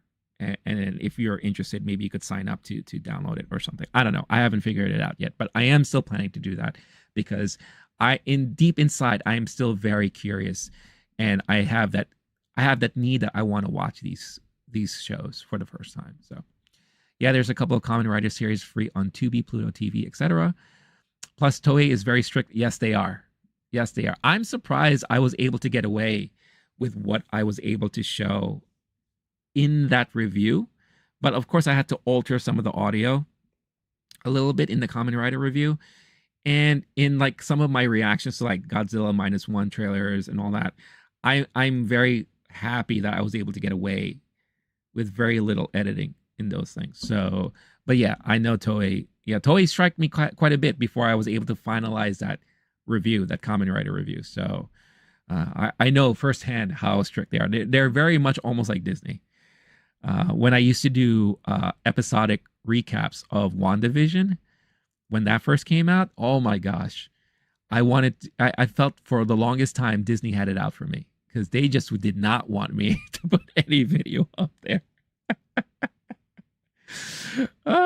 Yeah, and I'm not at that Real Rejects level where I know they can get away with more stuff because of the size of their channel. That's just how it works. I get it, you know. One day. All right. Oh, big news for this week. Something interesting to share with all of you. Superman Legacy. Their cast will have a table read in Atlanta this week. The film currently stars David Cornsweet, Rachel Brosnahan, Skylar Giznodo, Nicholas Hoult, Isabella Merced, Eddie Gattegi, Nathan Fillion, Anthony Kerrigan, and Maria Gabriela De Faria. So I feel like this just makes it feel more legit that now they have the full cast and they're actually going to go through their first table read. I'm very excited knowing that that's going to happen. In a way, it kind of helps solidify that, hey, this is actually happening. And I couldn't be more excited for it. Let's see. Yeah, I think that's news-wise, I think that's really it that we should cover. Oh, last bit of news. If you're a fan of, who's here is a fan of Peacemaker? The Max show, Peacemaker, by James Gunn, starring John Cena. So James Gunn, a couple of days ago, revealed who is actually coming back in season 2 of Peacemaker. Now, he said he's going to be working on season 2 of Peacemaker after he's done with Superman Legacy. But he confirmed that those returning to the season will be obviously John Cena. Vigilante, Freddie Stroma is returning, which is perfect. I love that character. John Economos, Steve Agee, Leora Adebayo, Danielle Brooks, you have to have her back in it, and Emilia Harcourt, Jennifer Holland. So far, confirmed, these are the characters returning for season 2 of Peacemaker. So I'm excited for that. I can't wait for that. I'm also wondering who else could possibly be showing up in this season 2. And I think all of us who are fans are just wondering, how is this all going to play out and tie to their new DCU? It's going to be very, very interesting to see how that's all going to play out. Henshin, speaking of James Gunn, he's a Kamen Rider fan. Oh, I didn't know that. Oh, God. Could you imagine a James Gunn version of Kamen Rider? Now, I loved what we got from Hideki Anno. No, I'm sorry. Takashi Miike. Sorry. Wait, who directed Kamen Rider? Oh my gosh. Kamen Rider. That was when that movie came out in 2023 or 22. Anno. It was Hideki Anno. Yes. I liked what he did with this new modernized Kamen Rider movie, but with James Gunn's kind of his love of violence and his love of absurdity, I feel like that would fit really well in a Kamen Rider series. You know, and could you imagine if he kind of would maybe work on bringing to America kind of this whole kaiju tokusatsu type of movies to the States, and maybe tap other directors to do other properties and make it their own kind of universe?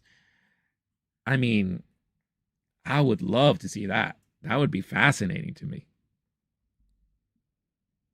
We'll see. It's all about the property rights too, right? It's always like interesting to see how they manage that. Starlord QA time. If Deadpool could resurrect another dead Marvel character, who would you choose to live again? AKB Nightcrawler is dead in this universe, so him. That's true. Or if somehow he found his way to go back to the Fox universe, yank him and kind of put him into our MCU world, that would be great. Let's see, who would I choose to resurrect? I think I'm along the lines of AKB. I don't know if I would actually resurrect someone who died in the MCU. I would love to see him go into the Fox world, the Fox universe, and bring in some characters. We already got kind of teased with Kelsey Grammer's Beast in Marvels, at the end of Marvels. Star-Lord says Jean Grey. I think that's a good choice. I think a lot of people would probably hope that Wolverine will stick around. I don't think that's going to happen. I think this was a one and done deal for Hugh Jackman. We're definitely going to get a Wolverine. It's just we're going to get our own Wolverine. I think it would be, and we've already gotten Patrick Stewart's Professor X, albeit a very mismanaged version of him in Doctor Strange and Multiverse of Madness. So maybe my vote would be, this is going to sound crazy. This is going to sound absolutely bonkers. But what if we brought back James Marsden's Cyclops and make him the Cyclops that he should be? You know, what if he spent some time with Deadpool, hanging out with Deadpool, and Deadpool toughened him up, made a man out of him. And now we get this kick-ass Cyclops, but it's James Marsden. I'll be totally down with that. I feel like that would be such a Deadpool move. You know, I think that would be such a Deadpool move. You know, and say, hey, stop. Why are you such a pussy? Like, why are you letting Wolverine take your woman? Come with me for a second. And then he puts him through the ringer, toughens him up, and then all of a sudden we get this badass Cyclops that finally gets the woman at the end. None of this crying, Jean. which was basically him in X3. That was him throughout that entire movie. Just like, Gene, Gene. You know, what if like all of a sudden Deadpool shows up and it's like, what are you doing? Stop it. Stop crying. Come with me. And we see like maybe a training montage of him just toughing him up. I don't know. I like it. I kind of like it. Speaking of Patrick Stewart, that Paramount Plus ad last night was insane. That was actually one of the good spots from last night. You're right. I forgot to mention that. That was definitely one of the good spots from last night. Him interacting with Drew Barrymore, telling Drew to shut up. Shut up, Drew. I thought that was really funny. Taking Arnold, using him as a football. I thought that was actually pretty funny. Well, speaking of spots, you know, we're getting to that point where we're reaching the 2 hour mark, and you know, I'm sure a lot of you have your days to go back to. But of course, I always appreciate you guys hanging out and making my mornings a whole lot funner. I'll say that for sure. And I'm being totally honest. So, why don't we go through some of my picks as my favorite Super Bowl ads from yesterday. So one that I will mention, because I am just a huge fan of Aubrey Plaza. I loved her ad, her Super Bowl ad. Her ad was hilarious to me. It was really funny. It is your typical Aubrey Plaza humor. Plus, I did love that little reunion with Nick Offerman at the end of it, because they were on Parks and Rec together. So I love that. So let's check that out right now. This is one of my favorites from yesterday. It's me, America's sweetheart, and I just love having a blast. The Mountain Dew Baja Blast. Kids party? Having a blast. Stuck in an elevator? Her deadpan delivery is just the best. Having a blast. Winning. Losing. Having a... Probe me already. Blast. I can have a blast anytime, anywhere. And there you go, riding dragons. Mountain Dew Baja Blast. In stores everywhere. I too am having a blast. Yes, and I had a blast watching that. So that was definitely one of the commercials that stood out to me yesterday. And just to see how serious I was here, I kept a running list of everything that I saw yesterday. The next one that came up to mind was the Michael Cera commercial, because I thought that was really, really funny. Sarah V. Michael Cera. Yeah. This was an ad that kind of came out of nowhere, but I thought it was extremely hilarious and very much in the tone of Michael Cera, which is, for me, already funny. So here is the Sarah V ad. I'm Michael Cera, and human skin is my passion, which is why I developed this. Sarah V. Oh, you didn't know? Can skin truly be this moisturized? Yeah. Wow.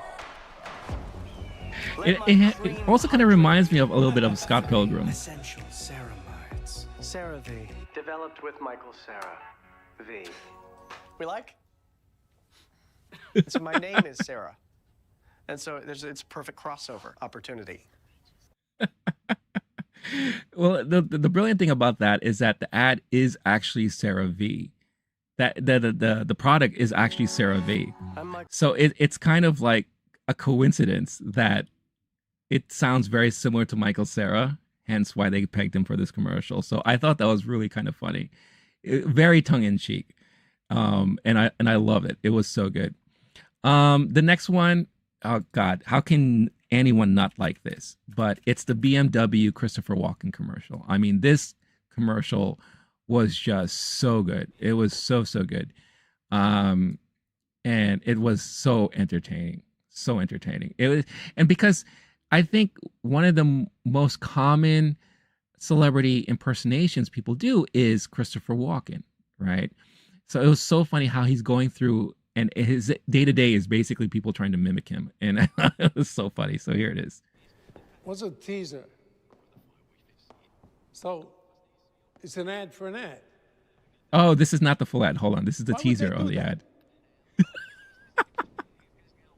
Huh? Huh? Huh? I like when he does that. That's so funny. But here is the full trailer right here. This is what we got during the Super Bowl yesterday. Nice ride.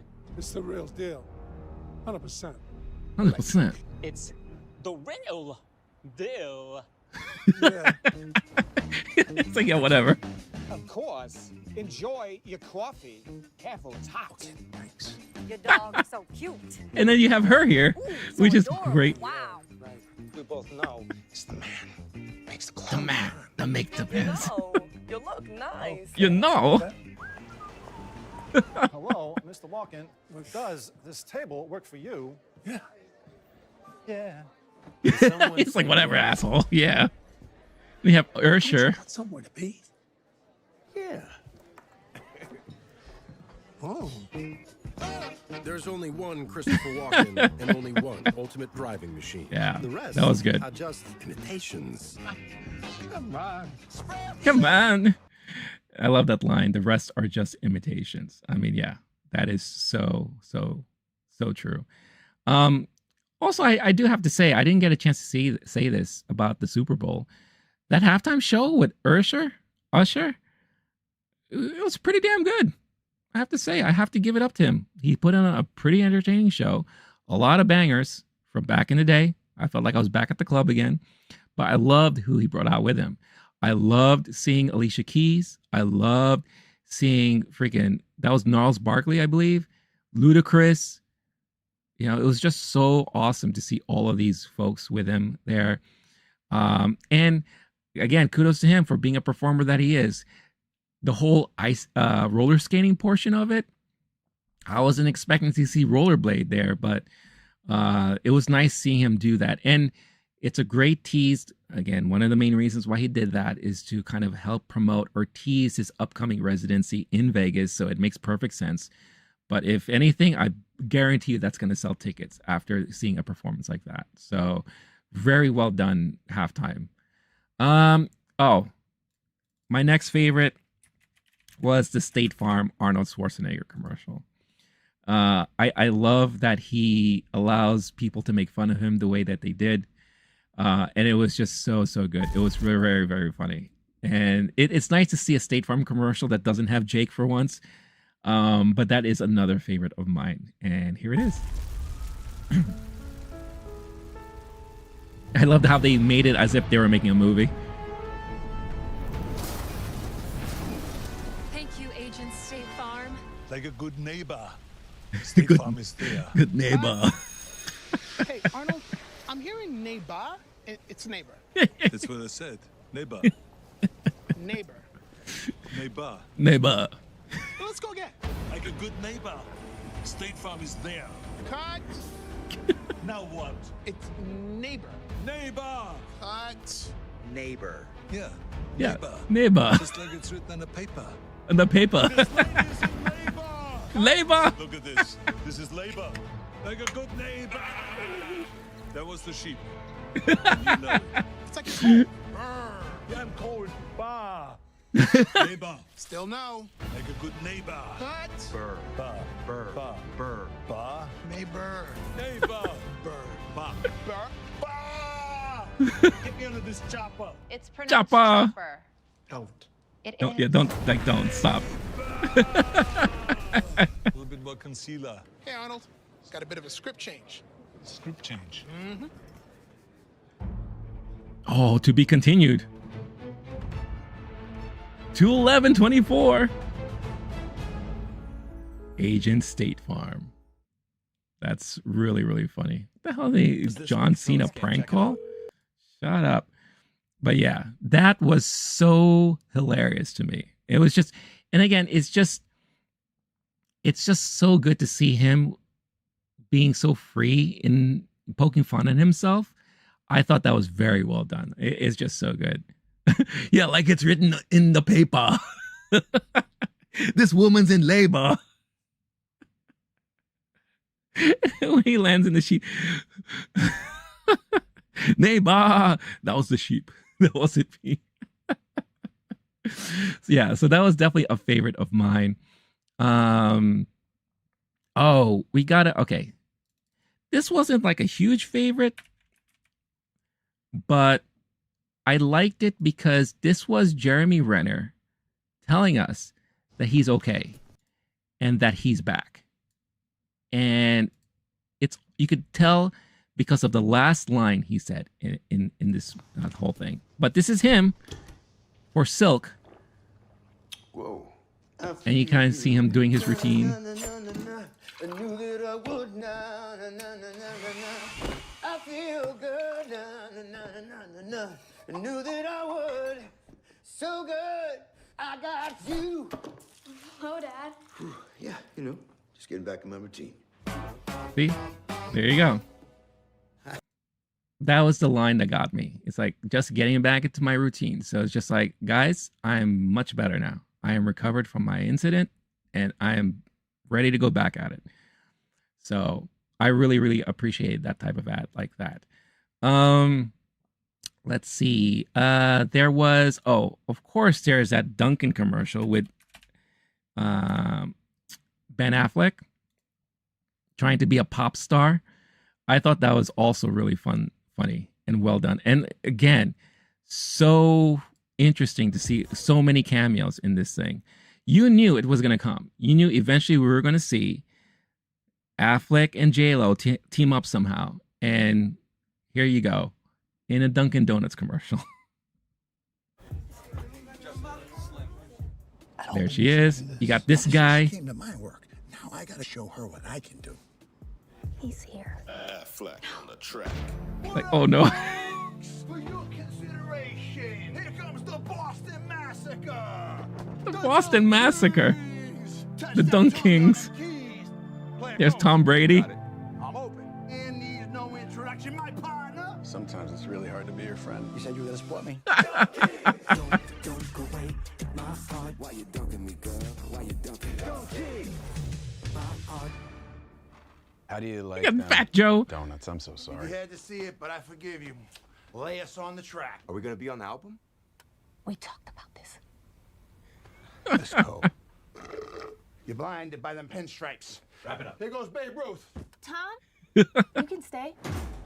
That I didn't understand. That was kind of This weird. is anything. Chill. They're naming a drink after us. I loved Matt Damon's line. How do you like them donuts? Yeah, so that in itself was really, really damn funny. And you know what? Let's close out the morning. I mean, we can go on for hours looking at these things, but this is the one that was both cool but also heartbreaking at the same time. And it was the FanDuel commercial with Carl Weathers in it. As far as we know, this may very well be the last filmed thing we've seen from Carl Weathers. But it was a nice, really nice tribute to him. So let me make sure I got the right commercial here. So is it this one? This one? It might be this one. Who knew Super Bowl commercials had Oh no, shut up. I don't want to hear you talk about it. That's me. Grind. Because there were like several that they played last night. There's one with Gronk. It looked like a live event, and then he did this thing, and I was just like, "What? What are they doing?" Here, I think this is it. So yeah, so there was a version that they did this Kick of Destiny 2 thing, kind of like what they did last year, where Gronk was to kick a field goal, and if he was to make it, and you said he was going to make it, you would have won a bunch of money. Same thing if he missed and you said he was going to miss, blah, blah, blah, this and that. So this was a follow-up to that. And here we go. I think they had another idea for that commercial, because that scene right here, you could see it was like kind of cut out, right? So I'm thinking what they were planning to do originally was, I think they were supposed to do like some sort of training montage, kind of like a la Happy Gilmore, where they were going to, maybe he was going to help train Gronk to kick a better field goal and all that. And he was going to like kind of encourage and support him very much like how he did with in Happy Gilmore and all that. But unfortunately, I think they changed their mind because of what happened. But there you go. Thank you, Carl. And I think that was a very touching, sweet moment for that commercial. And sweet and touching moment to kind of end the morning this morning. So there you have it. That's the recap from the weekend. That's all the good stuff from the last couple of days. Thank you. Thank you so much for tuning in and joining us. Big shout outs to Star-Lord, Roroni Henshin, AKB Mobile, PQ earlier, who may still be there. Big shout outs to all you guys. Thank you so much for tuning in. Star-Lord, this is the way. This is the way. Absolutely. AKB Mobile, great ad to send out Carl. And I can see the montage happening. Well played on this version. Yes, absolutely. Maybe one day we'll see a fuller version. I don't know. But just to have this one moment here, extremely touching. And I was really happy to see. All right, y'all. I'm going to head on out for now. Again, thank you so much for watching. If you haven't done so yet, don't forget, hit the like button on your way out. And if you haven't subscribed yet, make sure you're subscribed. I'll be back here again on Wednesday, around 10 o'clock. Again, apologies for being late this morning. I'm feeling better now. So that's at least a good sign. So all that sneezing is out of the way. But I'll catch you back here on Wednesday if you happen to be around. Enjoy your Monday. Enjoy your fresh start of the week. Make it something memorable. Have a good one, everybody. Stay cool, stay classy, stay safe. Catch you all in the next one. Bye-bye, everybody.